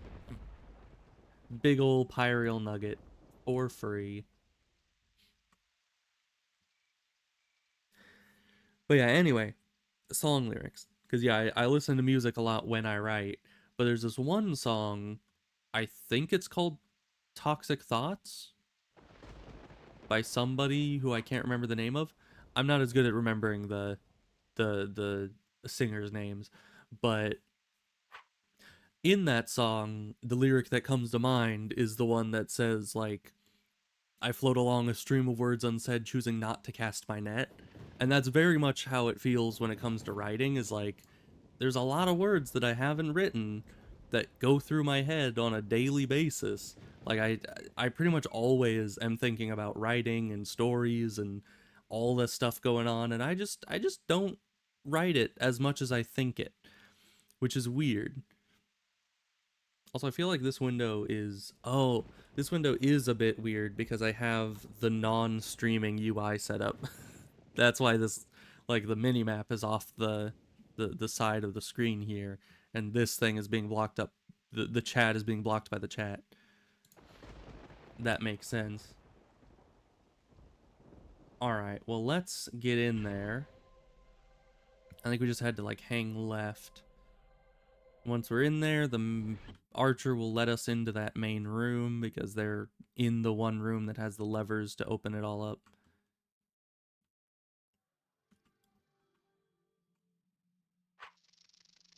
Head down here. And hopefully this all works even in a dangerous situation like this.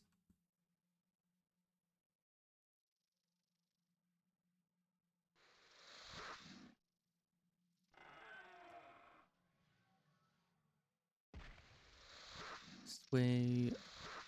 And then it's coming up soon. I don't know what order I want to do things in, though, because I need to open the door and then get in there and then close the door before it gets flooded by the undead boss dude, which would be no good, because I don't want to have to kill him again.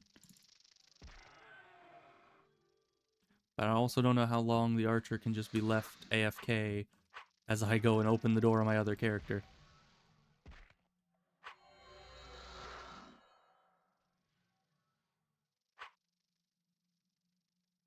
We'll just play it by ear. That's what I always do in this game.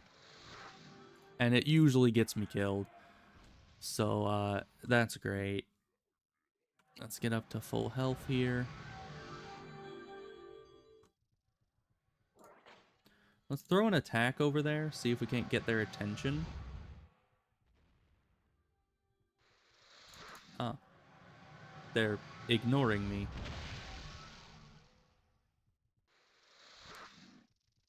Okay, some of them went over here. Let's go over to this one.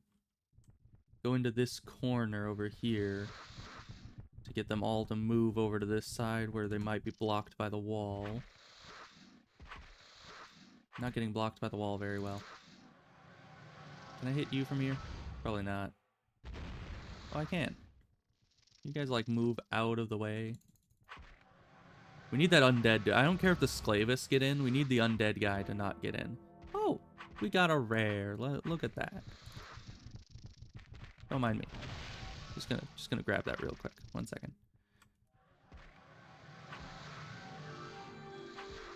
All right. Undead dude is still distracted. Open the door.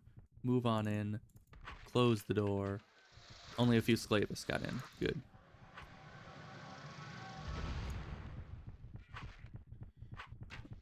We'll get them going. I didn't need to heal. It's fine. It's hard to control two characters simultaneously. Okay.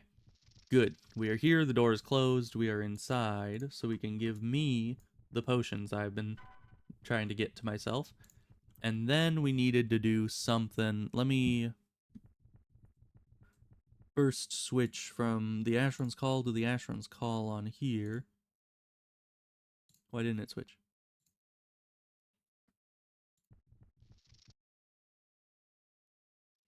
It should be on this one. There we go. Okay. So now that we're here, we can go over to the other Asheron's Call. And from here, we can turn on, let's see, meta is on, buffing is on, run macro. And it should buff itself. Yeah, I got a little a buff bot meta macro on this character so that they could, you know, be a buff bot without me having to just manually buff everybody else. Which is quite nice, I think. Okay. Now if we go to you and say, I don't need to do /tell, let's do this, then do missile. There we are. My own buff bot. We got it. And then this will buff us for the upcoming boss, which we now also have the potions to deal with, because that's, yeah, 50 potions. We're not overburdened, just barely, so that's a plus.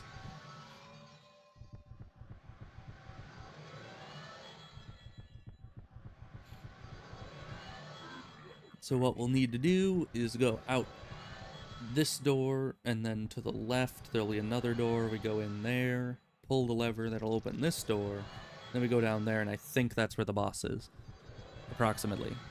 There might be more steps to this that I didn't read, but as far as I know, that's pretty much the gist of it.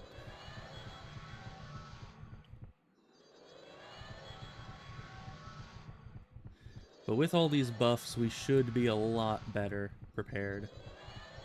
Because, yeah, that's kind of the main issue with this character, is that they just don't have buffs. They have mostly the skills they need for things, and the armor buffs itself, so they don't need armor buffs, but everything else is just kind of lacking. So this should fill the gaps in this character's ability. Maybe. We'll see.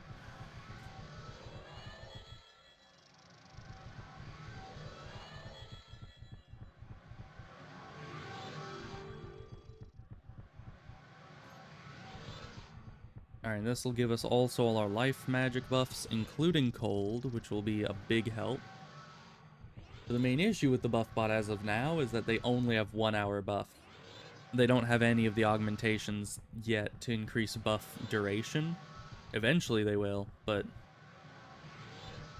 as of yet, not quite.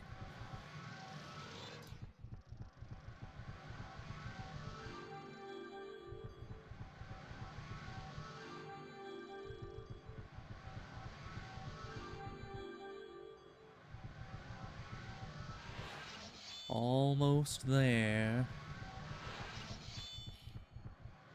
Most of these buffs are kind of unnecessary, I think, because our weapon does have good weapon buffs on it. There we go.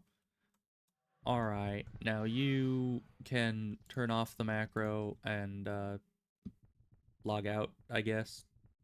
Unless I want to keep you around here. But no, it'd be kind of dangerous to have 2 characters in here at once, so we'll just log you out. I don't know if you can log out in this dungeon. They might just be back at their life stone next I log them in, but that's fine. Unless we die here. Then we might need her here. So that's... Let's open this. Use the key. Use this. Why are you closed now? Oh, we need to... Okay. You do this. That will open... Need this to be closed. Then do this.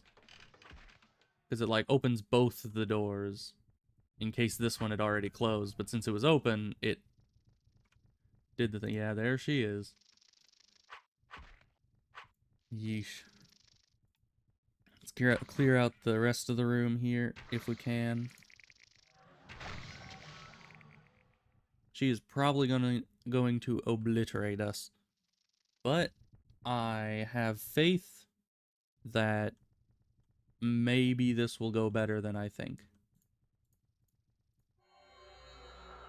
Okay, and she hasn't pulled yet. Let's try to get rid of the... Excuse you? Oh, I used Tattercoat on their shield.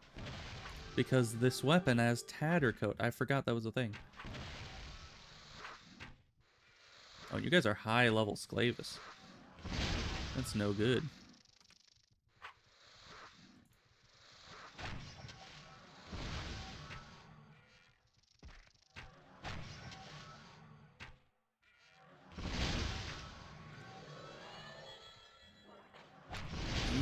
Can you guys just like stop?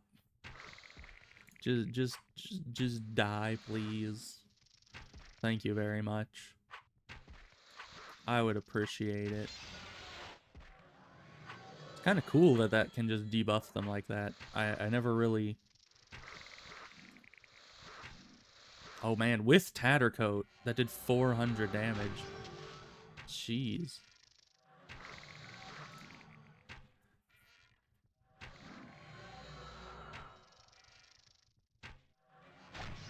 We don't have enough arrows. Let's really quick build some more of that. Put those on. A little overburdened now. I don't know what we can do about that. We don't have anything we can really drop. We just have too many arrows. But that's fine. Hopefully it won't come down to melee defense at all. Because what we do is you hide in this corner. And then she tries to run to you and gets stuck down below. And then you hope you can hit her. Why are you running around so sporadically? There we go. And then only her spells can hit you, which is still pretty much the scariest part of this entire boss fight, and what I'm mainly worried about. But at the very least, she's not going to be able to melee attack us at the same time.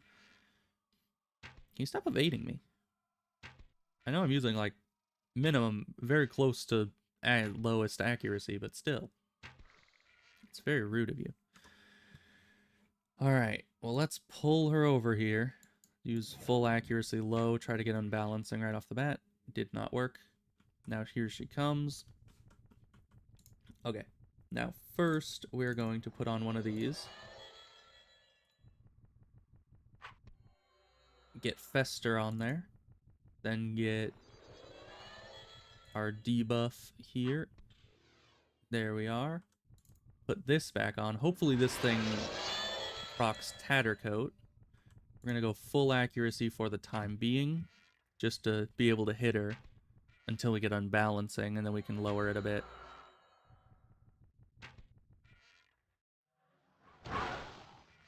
Ow. Can't move if our cloak does the ring spell, which probably won't ever hit her, so let's... What does this have? We have missile weapons. We need to keep that on. Okay. It's just scary. I need to stop having ring spells on my cloaks, honestly. Because they stop you from moving. And that's not good. Oh, but I guess this wouldn't give Tattercoat to her because she doesn't have a shield. Oh, but her rings can't hit me here. Ow. Her ring hit me here.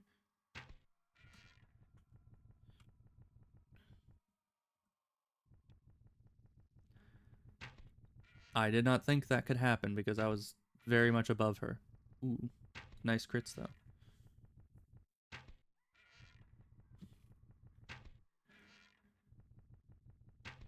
So I guess this is what we do. Did we ever get the unbalancing blow? I would think we did.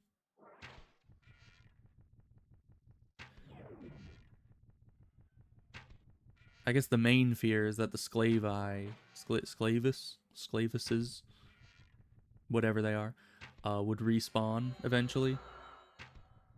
That would be no good for us.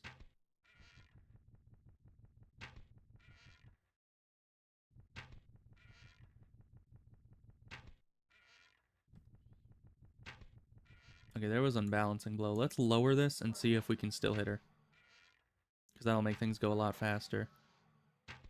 Even though the looking down animation is what half the time we're using here is for. But yeah, we're able to hit her. That's good.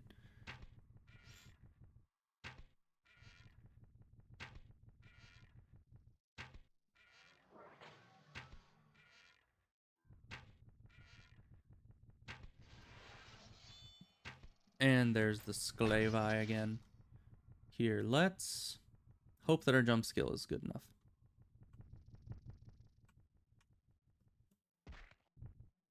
Because over here, I don't think any Sclavises spawn. So we can keep them all kind of below us if we just do this. And keep fighting her like this without much worry. Other than spells, of course.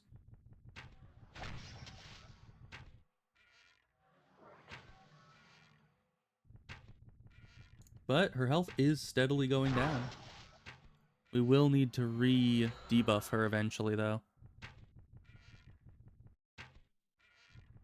Man, but that Sclavis is doing some damage. We'll need to kill the Sclavises. Oh, a Sclavis does spawn in here. That's just great. Well, but it's only the one.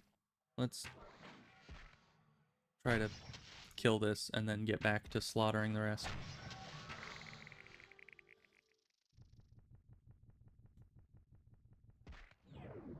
Oh, and of course you are the other ranged one. What are you doing today? Ow.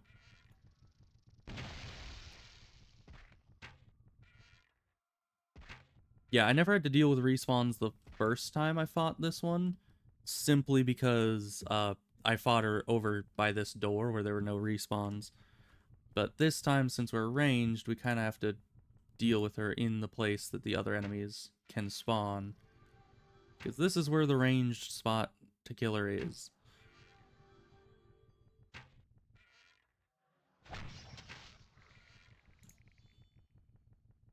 Let's get rid of these guys, get their DPS out of the equation.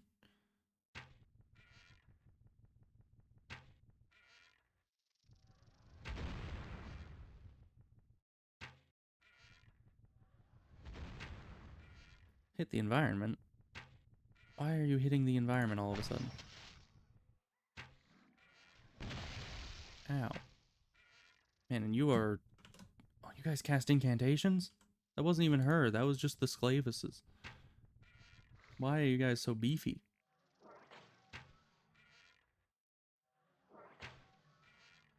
Well, actually, I guess my mage will probably be able to cast level 8s by level 180, so... I guess enemies should also be able to cast those at 180, but still.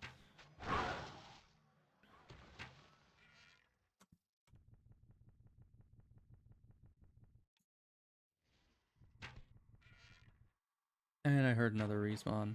These things are... And you're hitting the environment again. Why must you do that?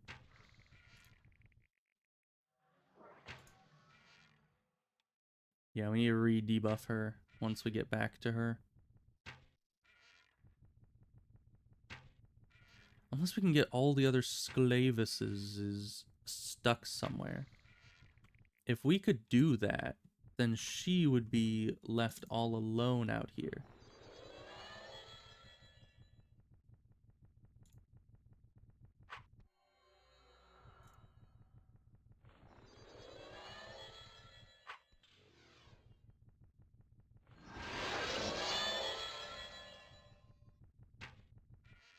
Yeah, and she really didn't have much missile defense, so we'll just lower this already. Hitting the environment, why? That might hit us. No? The ring spell didn't? Nice.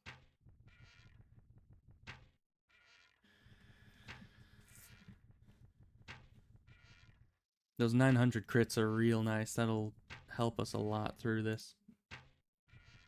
But 200,000 health. It'll take 200 of those crits to fully kill her. And 5 regular hits to take out 1/200th of her health. So that's why we needed more arrows, for sure.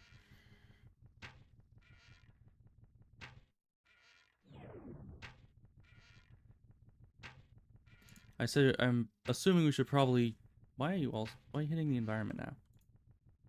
I think I'm like slowly moving backwards every time I shoot, and it eventually hits a point that I start hitting the environment.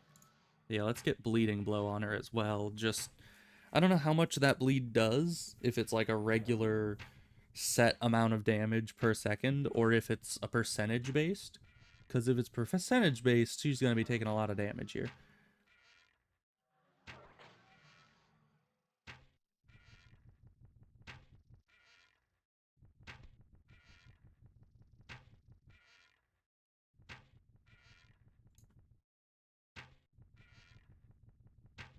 Yeah, we definitely seem to... I think it's part of the animation where we look down that our character inches back like a couple pixels. I don't know if you can tell, but it certainly seems to be that way. Also, her mana keeps getting low, so I think that over a long fight, her spells aren't going to be as much of an issue as I thought. Because she just doesn't cast them all that much as the fight gets later.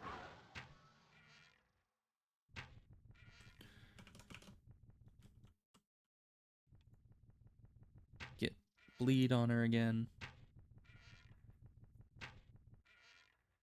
Alright, 160k out of 200k. We're almost there. By almost there, I mean almost to 75%. Ain't that great. And the Sclavises should be back any minute, which is not fun.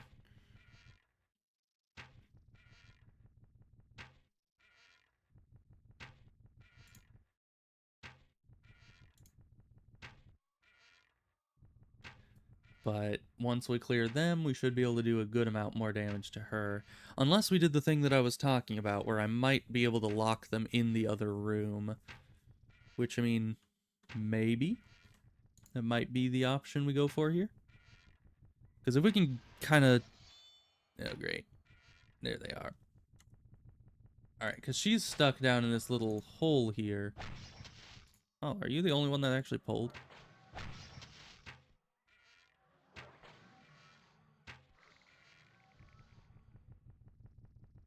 Interesting. That would be a best case scenario. Let's get your debuffs back on you.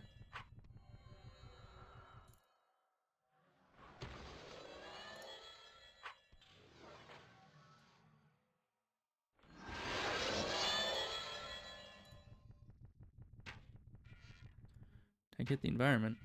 Okay, there we go. I was like, I'm as far in the corner as I can be. I just moved.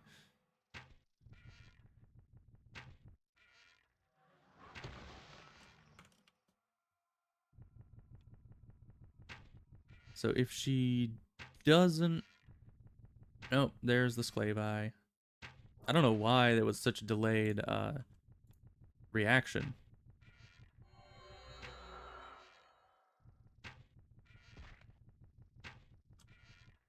Yeah, why does it... Who's throwing things at me?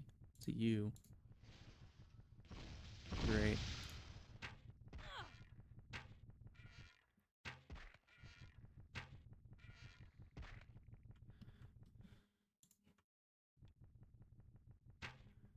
Let's just keep shooting them down. Hopefully get rid of any of the ones that... Ow. That pulled out of here soon. I don't need your debuffs, Mr. Sclavis man. I've got my own issues, okay? I already have to deal with the boss. And now you're making it so my stamina regen's not as good. That is not what we need. I also can't hit you very well at this. Oh, there you brought buddies. Of course you did. You're not actually up here. Why are you taking up my space?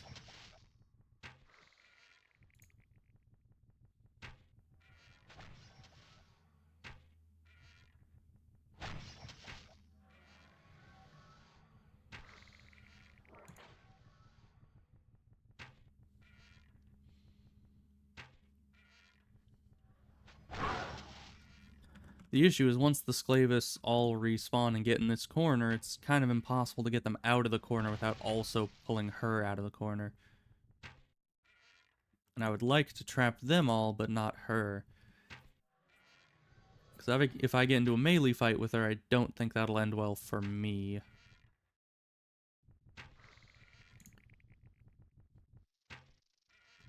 Let me just see. Maybe doing this would be better against the Sclavi. Because I was keeping the other one because they had shields, but yeah, no, I think... Let me just heal up to be safe.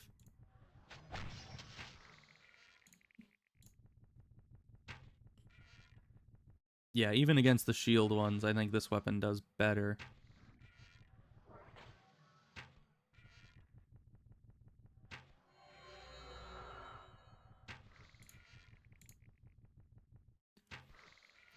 Oh, and one-shot him. Okay, nice. Are you still debuffed? Yes, you are. Alright.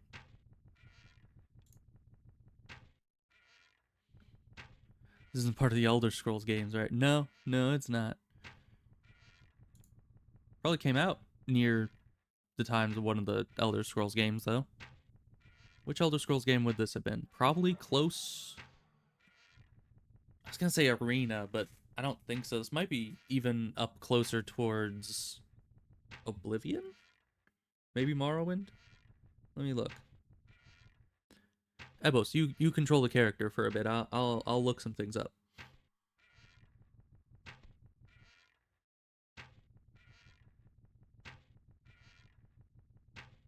Let's see. Morrowind was released. Ebos, you're hitting the environment. Come on. I think we already got oh, she ran out of debuffs. Shoot. Yeah, well, you're doing great, Ebos.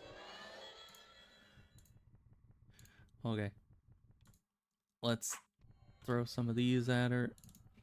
Get the debuffs back up. Get this going again. Okay. When did it come out? 2002 for Morrowind. Okay. What was the one before Morrowind? Is that Daggerfall? Let's see. Release date for Daggerfall. It doesn't say. Oh, 1996. Okay. So it'd probably be, since Asheron's Call came out in 1999, it would probably be closest to Daggerfall. So, I don't know. It might be the secret Elder Scrolls title in between Daggerfall and Morrowind that everyone's been wanting. Even though I don't think anyone's been wanting that, but I don't know. Oh boy, we get a Sclavis back. Hi, Mr. Sclavis, man. Let me just accuracy for you.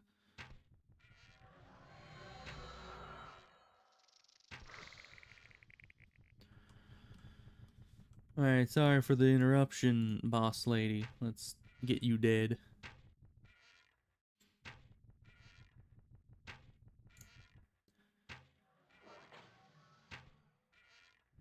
Yeah, I mean, we're down to 140,000. We're definitely making progress, but we could make a lot more progress without the Sclavis interruptions, you know? And yeah, it is an older game, so it definitely has similar vibes to other more retro titles, so it makes sense.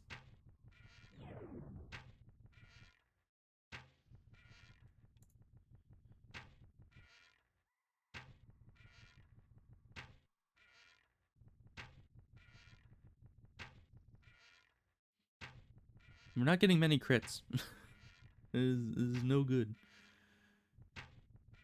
Now, while she's still debuffed, let me try this one. Evade. Evade. Evade. 100. Yeah. That's no good. How about the crits?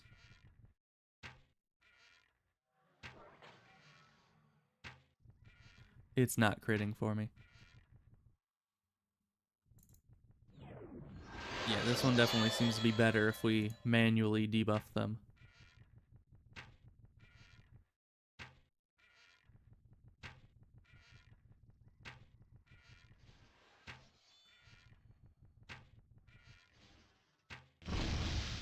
The lightning. We have more Sclavi to deal with. Let's get more accuracy.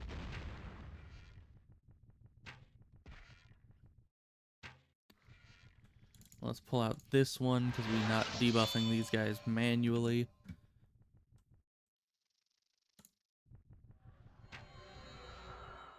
And there's definitely been interesting stuff happening in the world of writing. Very, very interesting things. The next story is gonna be pretty fun.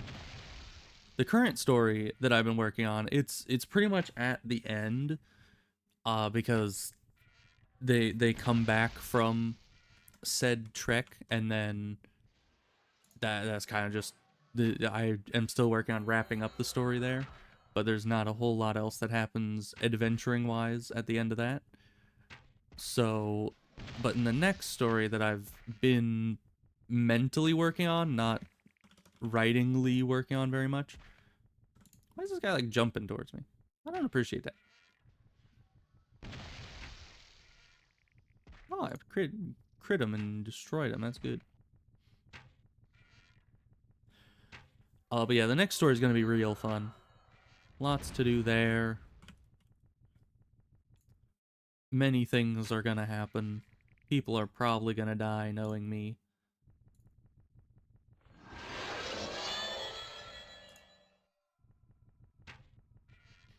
Alright, the debuffs have run out. Let's get those back up again.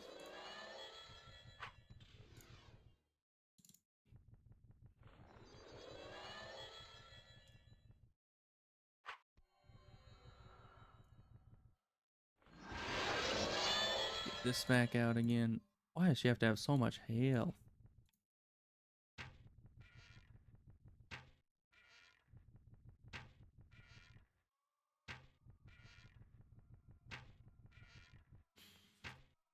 Short notes or main lines? Kind of. I mean, I think through the stories a lot. I don't very often think through the writing until I'm like sitting down to do it, which is probably not great, but that's how I do it. So I probably have no like actual notes written down anywhere for it. But I'll get it. I'll get there. I need to definitely do some more writing, but I've lately been a bit busy with a lot of games going on, you know? Because I was playing some hardcore WoW a bit ago, and I actually met someone in the first of all, one of my characters died horribly and painfully in a dungeon, and then later on, I found one of those same people that were in that dungeon while they were re-leveling, and I was re-leveling my character as well. And we actually World of Warcraft. Does World of Warships even have a hardcore mode? Because that'd be interesting. But anyway, World of Warcraft. Uh, I guess they do have the same acronym, but yeah. So we were re-leveling, and this guy was in the same dungeon group, and he had died there as well. And it was quite tragic. But we started, talking and doing quests together, which was fun. And then I actually managed to convince him to come play Asheron's Call with me, which I am very happy about because I have been sorely in need of somebody to play Asheron's Call with for a very long time. Because, it's like I grew up in a family that pretty much everybody played Asheron's Call at one point, but everyone except me has kind of grown out of the game. And I'm still over here like, I really want to play it, but it's difficult to play alone. I mean, as you can see, there's a lot of quests in the game that are not really supposed to be soloed. So trying to solo an entire MMO, it gets old after a while, you know? You're just like, man, I just really wish there was somebody else here. Yeah.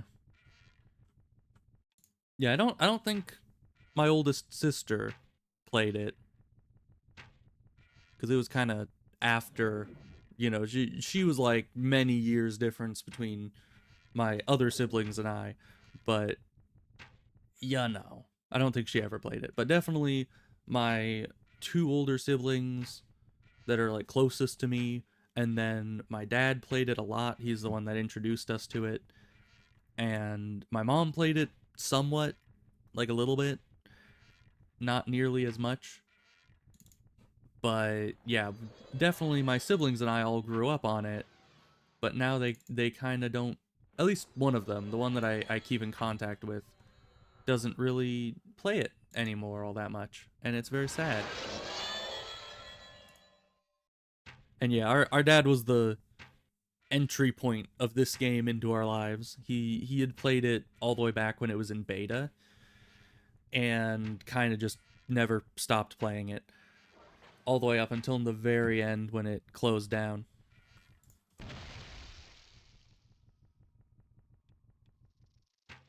Let's get these guys gone again. I just debuffed the lady too, so if these guys don't die quickly, I'm gonna be upset.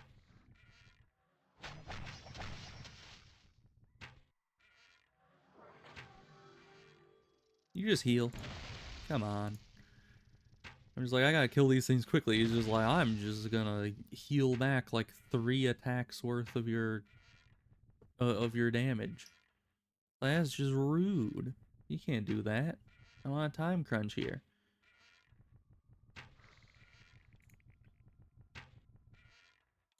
Okay, now we're back to hurt. She's almost to half health. This is going swimmingly. We only have 100,000 more HP to go.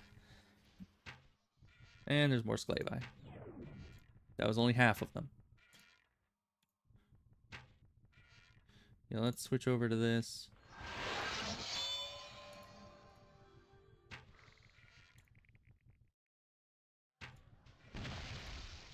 Ow. We'll need to get some stamina back soon as well.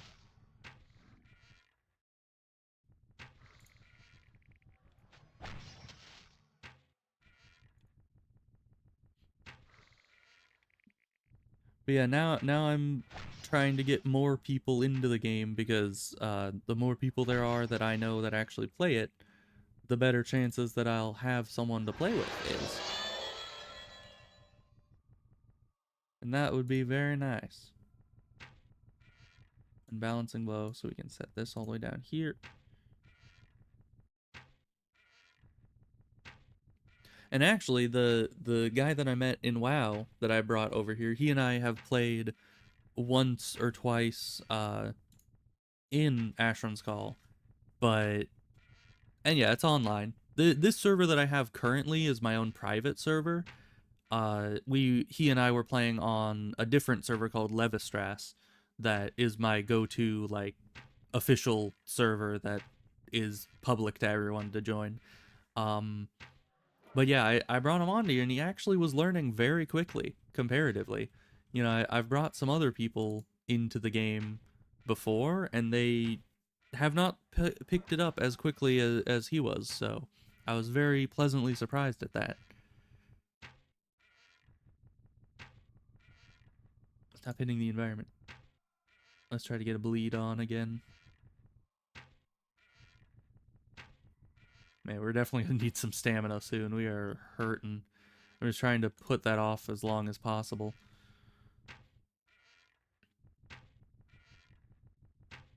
Some players are naturals. That's true. And he did play WoW previous to this, so he is kind of familiar with MMOs in general, but they are like completely opposite games.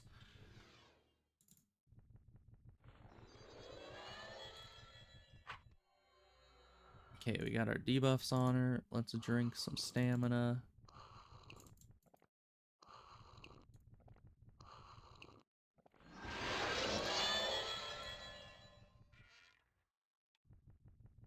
And hope we can keep hitting her. I mean, honestly, this fight is not as scary as I thought it would be. Oh yeah, because she's also like completely out of mana. That's good. But I was kind of terrified because of the health pool and stuff. Yeah, and there are definitely some things that like D&D wise you could be familiar with, especially with the attribute system.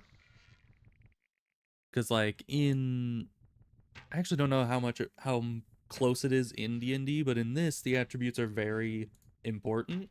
They're kind of generic, you know, strength. Well, I guess in D&D you'd have like agility. Here you have coordination and other such stuff. But essentially they do the same thing, except for these also apply for your skills through certain formulae. But I suppose doing a bunch of math is also kind of a D&D thing.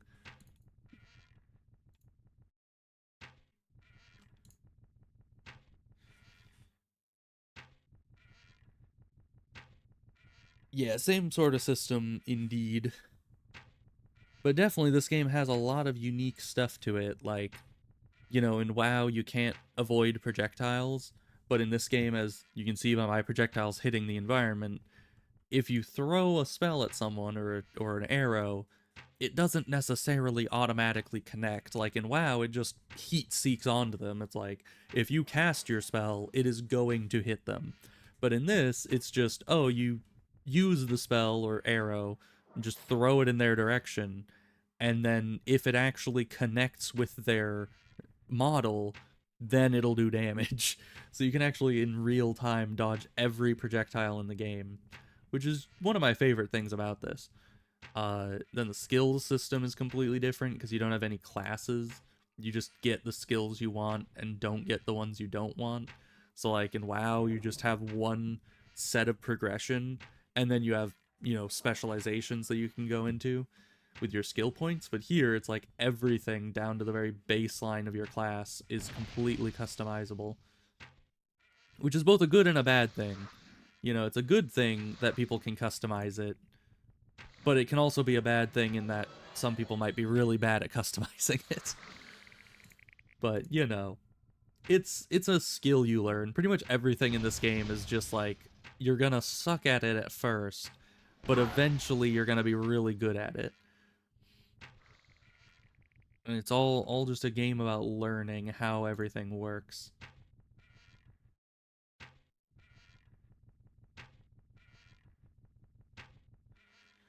How's she doing? Down to 40%? Very nice.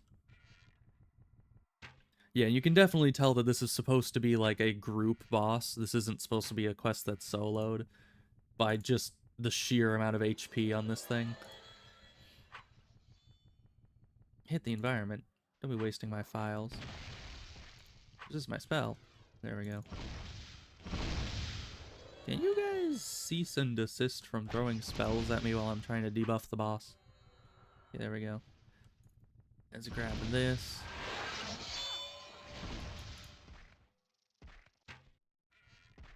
They're hitting me very hard with their ranged weapons. I do not much appreciate it.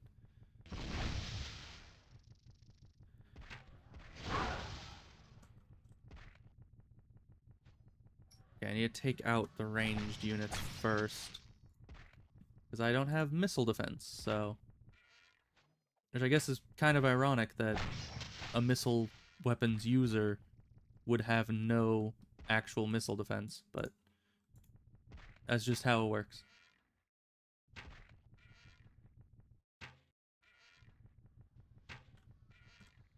That kills it. Let's heal. Get back down to here.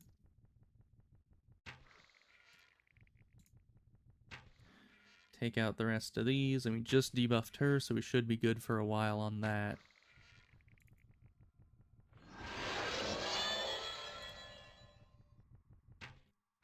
Okay, we got unbalancing blow, so we can set this back down.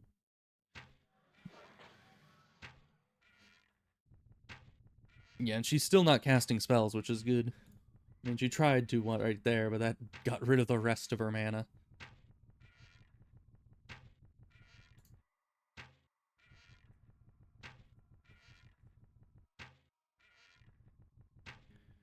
Stop evading all my attacks. I know I'm using, like, no accuracy to shoot at you, but come on.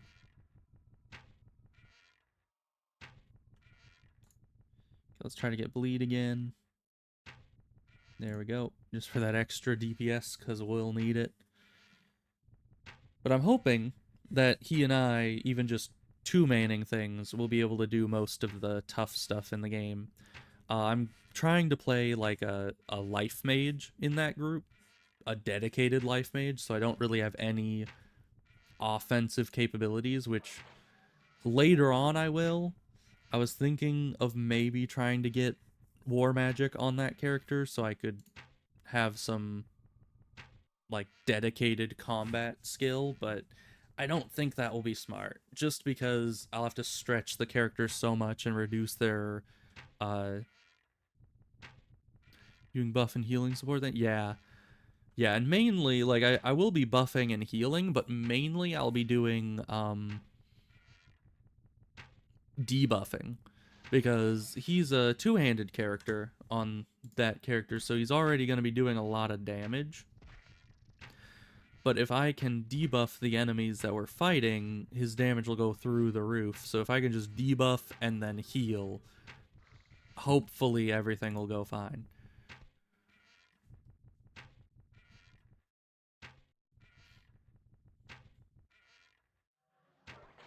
Rise of the Ruin Lords. I've never heard of that. But that sounds... that is a very interesting name. But yeah, and Life Mage is one of those things that, like, I've always seen other people make builds that are dedicated Life Mages, but I've never really made one myself. Because it's like, what else can you do? It's a very limiting playstyle because you can't really do much other than heal, debuff, and buff. But later on, I will get better offensive capabilities. Basically, sort of a D&D game. Interesting.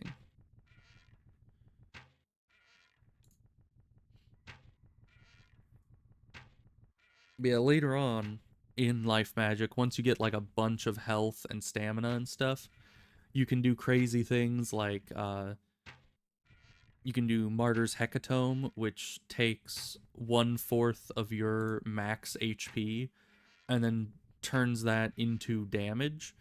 I think the level 2 version that I was using earlier, it takes 1/4 of your health and then does 90% of that as damage to the enemy. And it's typeless damage, so it'll do basically the same damage to anything, no matter what their defenses are. So, very nice, but at the same time, you're losing 1/4 of your HP every time you do this, which is not really a good idea. But later on, you'll have much more max HP, which means that you'll be able to basically do that and do a ton of damage. Like here, 25% of 300, and then if it does like 130% of that back, that would do a lot of damage. Healing potions. You could use healing potions, you know, certainly. But I think usually when it comes to Life Mage, you want to use your healing spells to get back to full health. So you would like use the Hecatomb and then heal yourself, and then Hecatomb and then heal. And the only issue is that would end up taking a lot of mana, and then you need to eventually stamina to mana, and then get your stamina back, and then get your health back, and then keep firing. You know, it's a process. Okay, you're definitely unbalanced, so let's... If only these stacked, you know? If I could get like 5 unbalancing blows on her, that would be great.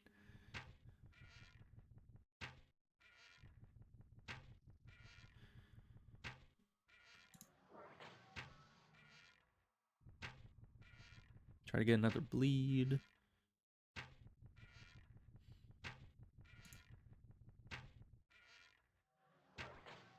Channel positive energy, huh? You just send out good vibes and all your people get healed. It makes sense.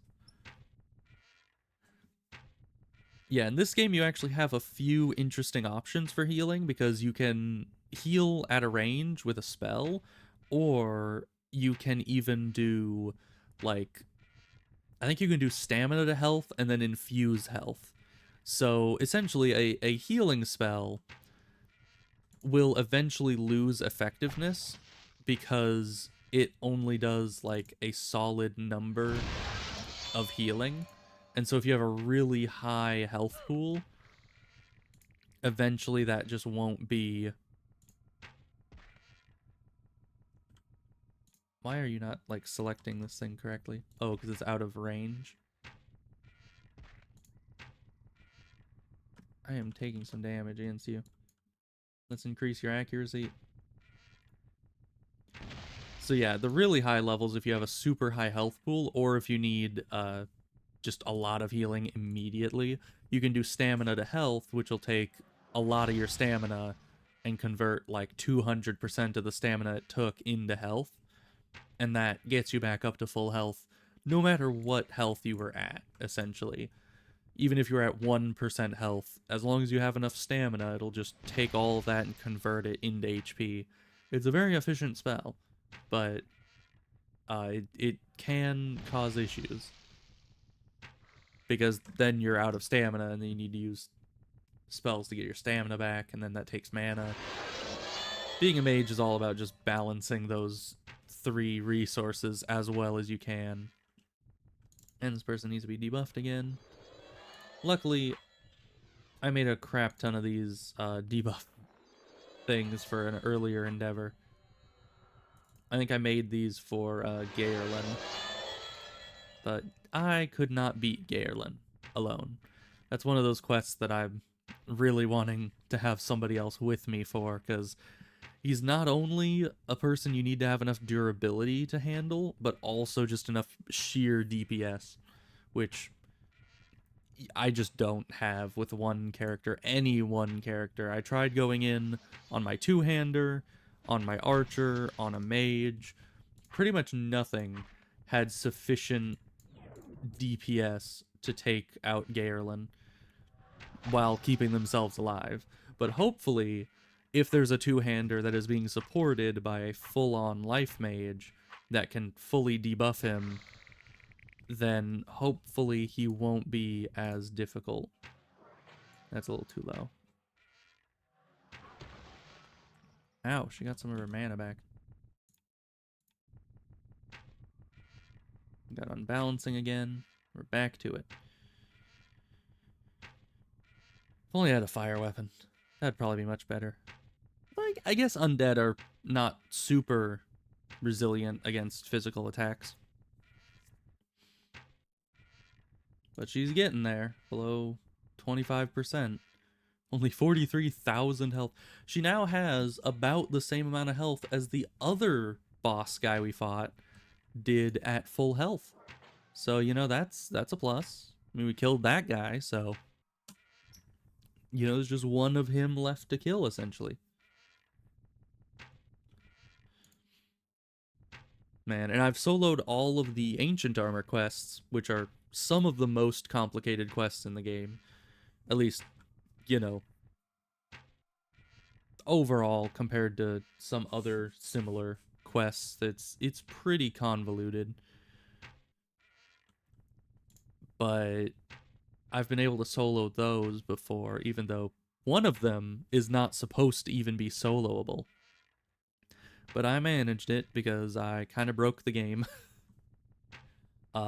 Essentially, I think I've done it on stream before, but what it is that there's this one big room right at the start of the dungeon that has a ton of smaller rooms that are offshoots of that one room.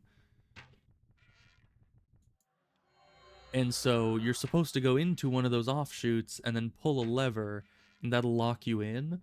And someone's supposed to then open the door from the outside and let you back out. And so by that way, it's supposed to be completely unsoloable.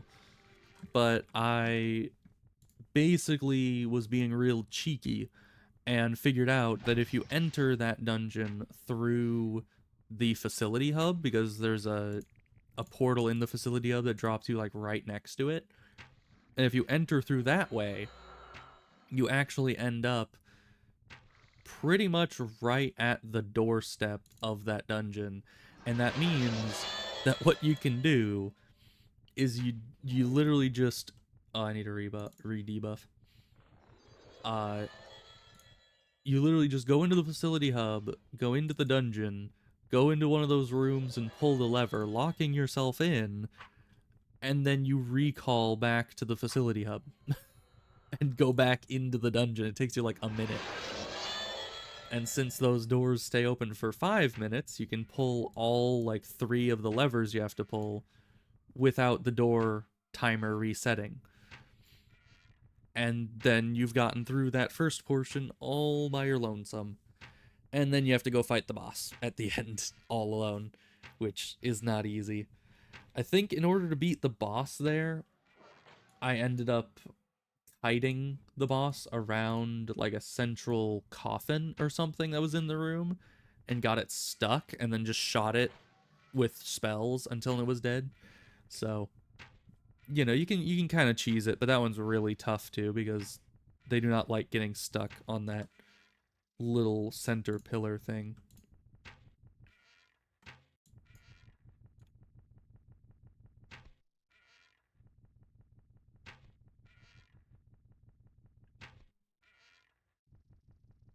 Let's take these guys out while they're here, just so they don't become an issue. Same with you.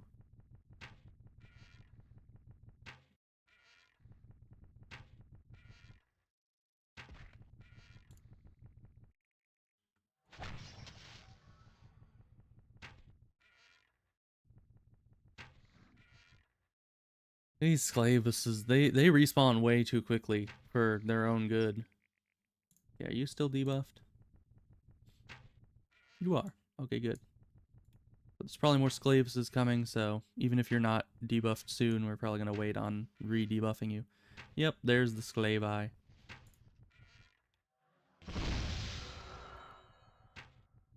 There you are, going with the exhaustion again. Come on.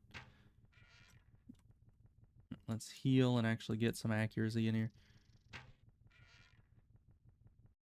Luckily, this is not one of the bosses that has, like, hyper health regen. Because there are some bosses in this game, much like Gaerlin, that have insane health regen.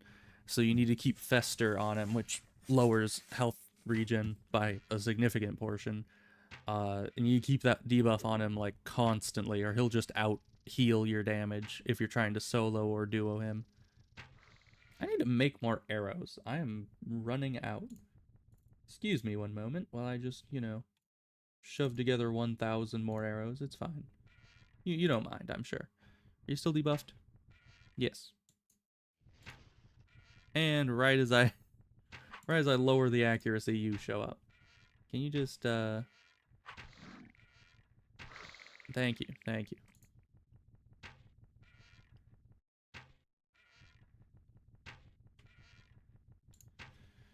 We're almost there. Maybe one more round of Sclavuses and they'll die? We'll see.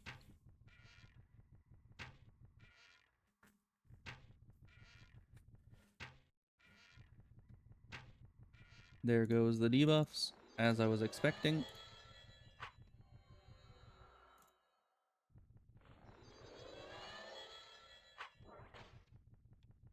Resisted. There we are.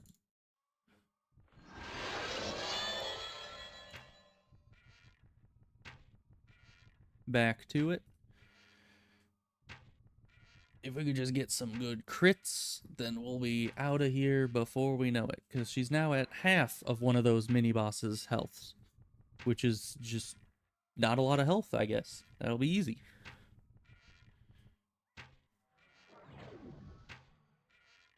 So my buffs are doing fine. Oh my gosh. We just got buffed for this boss. We only have 7 minutes left on him. We have been here a while. That's also the issue with relying on a buff bot to buff you instead of buffing yourself, is that if you're in the middle of a long quest and you don't have a buff bot that gives 3-hour buffs, 1-hour buffs just run out halfway through most of the longer quests in the game. Especially with bosses with this much HP. So, that's no good.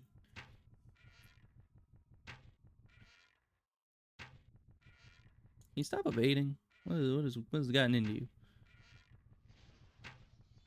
Oh, and they're back.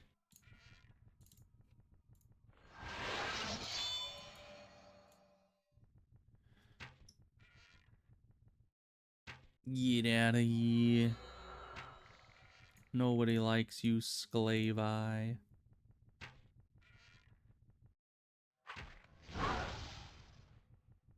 How do you keep getting up here?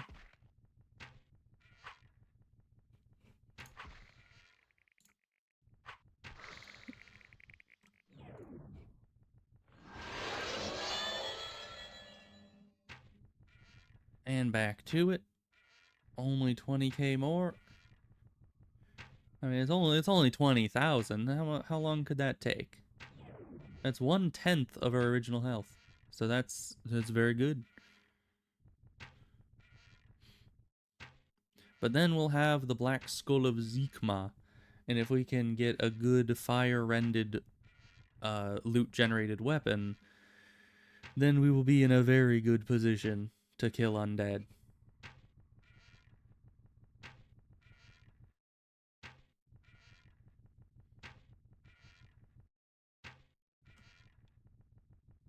Let's try to get bleed. There's the bleed. Why is it always so easy to get the bleed, but then sometimes Unbalancing Blow just doesn't proc for like 10 hits? I guess it's all just luck, but I swear the Bleeding Blow ends up hitting more often than the others. But maybe not. Maybe I'm just, losing my marbles. She's at elite health. Oh.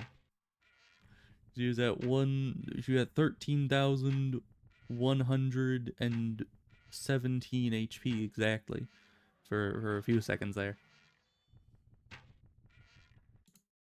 Which, is very important that I point out. It's the most exciting thing that's happened in the entire boss fight, essentially. Oh, and her buffs, her debuffs ran out. Let's get that going again. I'm not going to put Fester on because I don't think that she needs Fester. We'll save the rest of our Festers for a different boss. And some of the Sclavuses have come back, but I'm not going to bother with them just yet.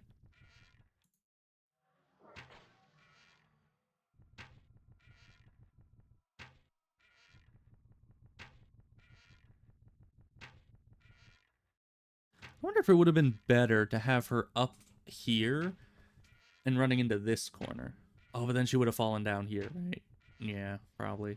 And if she was standing here, she'd be able to hit me. So no, that's not an option, really. She's really close to dying. Oh, there's ranged enemies. Lots of them, oh my gosh.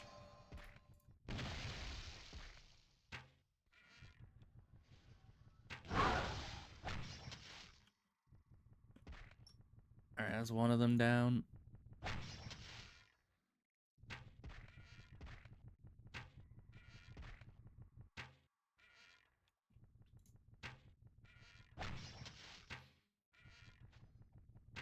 Yeah, they're extra scary when they're ranged, for sure. I'm not a fan of them. Alright, we just debuffed you, so we should be good to continue. And you should die pretty soon here. I think this Sclavus that's supposed to be in here with me is going to respawn, but aside from that... Yeah, there they are. Aside from that, we should be free to just annihilate her.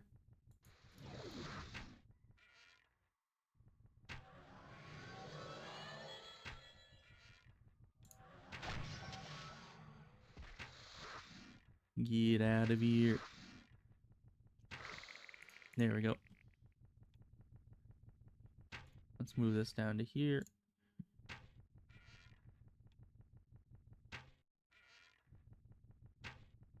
So very close. 3,000. 2,500. To get the bleed for a little bit more fast killing going.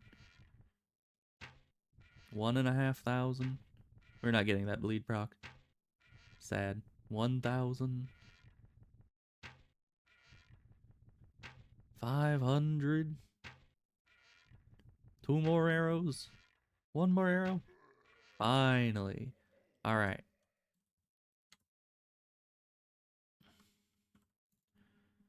Now you drop 1,000,000 keys. Good.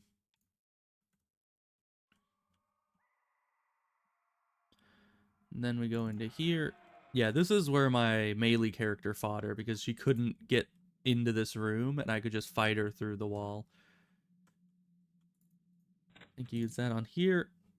And then in here, you pick up this skull. And it also gives you a crown. I don't think that's important for me right now. Lunum's token. Probably good. Take the pyreals. Is this any good? No. Okay. And our buffs are running out right now. So it took us exactly an hour to get in there and beat her face in. Which, let's see. Calculator. I don't know why I would want to know this, but let's see. 200,000 divided by 60. So we're doing about 3.3 thousand DPM. Damage per minute.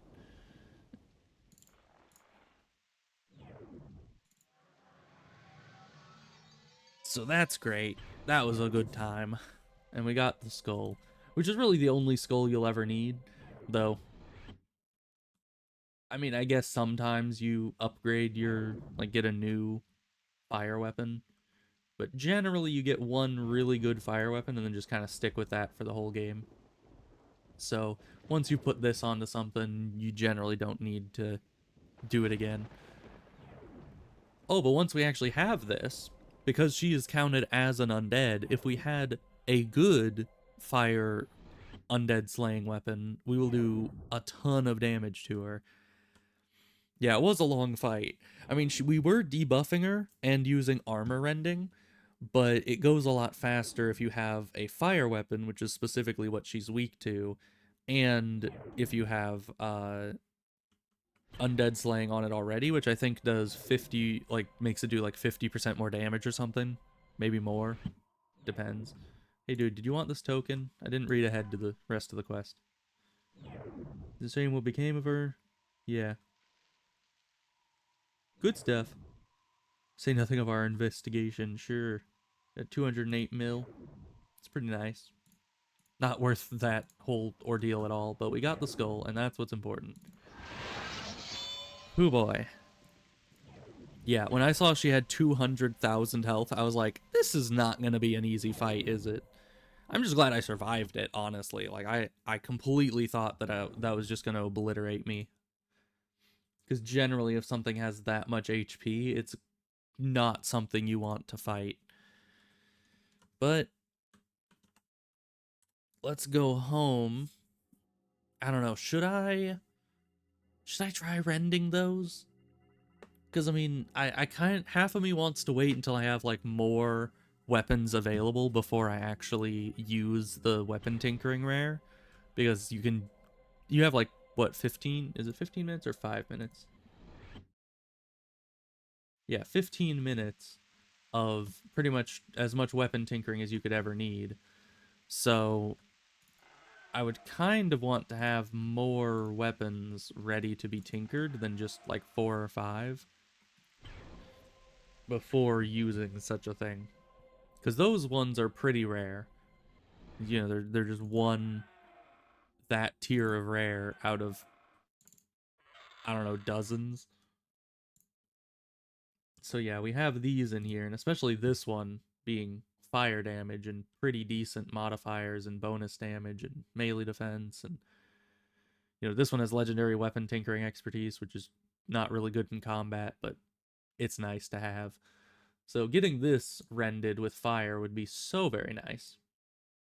But the other issue is that this is the only thing I have that has legendary weapon tinkering on it, meaning that if I fail to tinker this, then I'll lose that legendary weapon tinkering for everything else I tinker, which would suck. But let's see, didn't I have other pieces of a tinkering set in here? I think I did. Somewhere. Maybe I put it on a mule.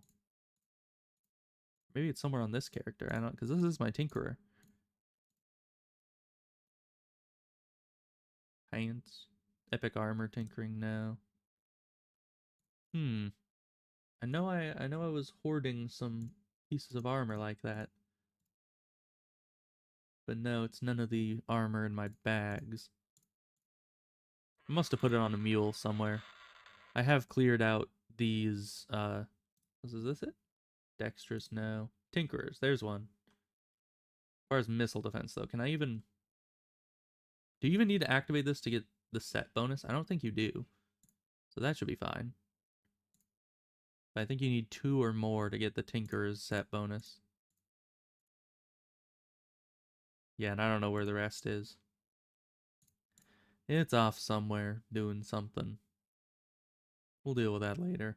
But I'll also do all the imbuing later, because it's just stressful. You know, I don't want to do the imbues, because then all my weapons are gonna break, and then I'm just gonna be sad, and that's no good. But yeah, I guess I'll leave this here, because that fight took a lot out of me. That was a long. I mean, it wasn't super intense, but it was a long, drawn out fight, and I'm gonna need to go get more of these, probably, because yeah, those. Yeesh. Anyways, thank you, Ebos, for being here, and anybody else that may be here at this time. We're gonna probably go to the end screen here. Yeah, it was a good fight. We had a good time, and we got the black skull, which hopefully will help us a lot once we get one of these fire weapons rendered. Because that would be very nice to have a undead slaying weapon. Because there's a lot of undead in this game. Not only that boss, but the enemies at Dark Isle, some of them are undead. The Vayshock guy that I was wanting to go fight is undead, but I don't think without buffbot buffs I'm ready to go fight him. So maybe I will be back some other time and do more dailies, hopefully with my buffbots buffs, and I'll try to keep working on the buffbot as well in the background to try to get them up to being able to cast level 8 spells, or at least have augmentations that make their spells last longer, because as of now they're not super good at what they do, but they're good enough, so that's always nice. So yeah, I'll see you guys next time. Goodbye.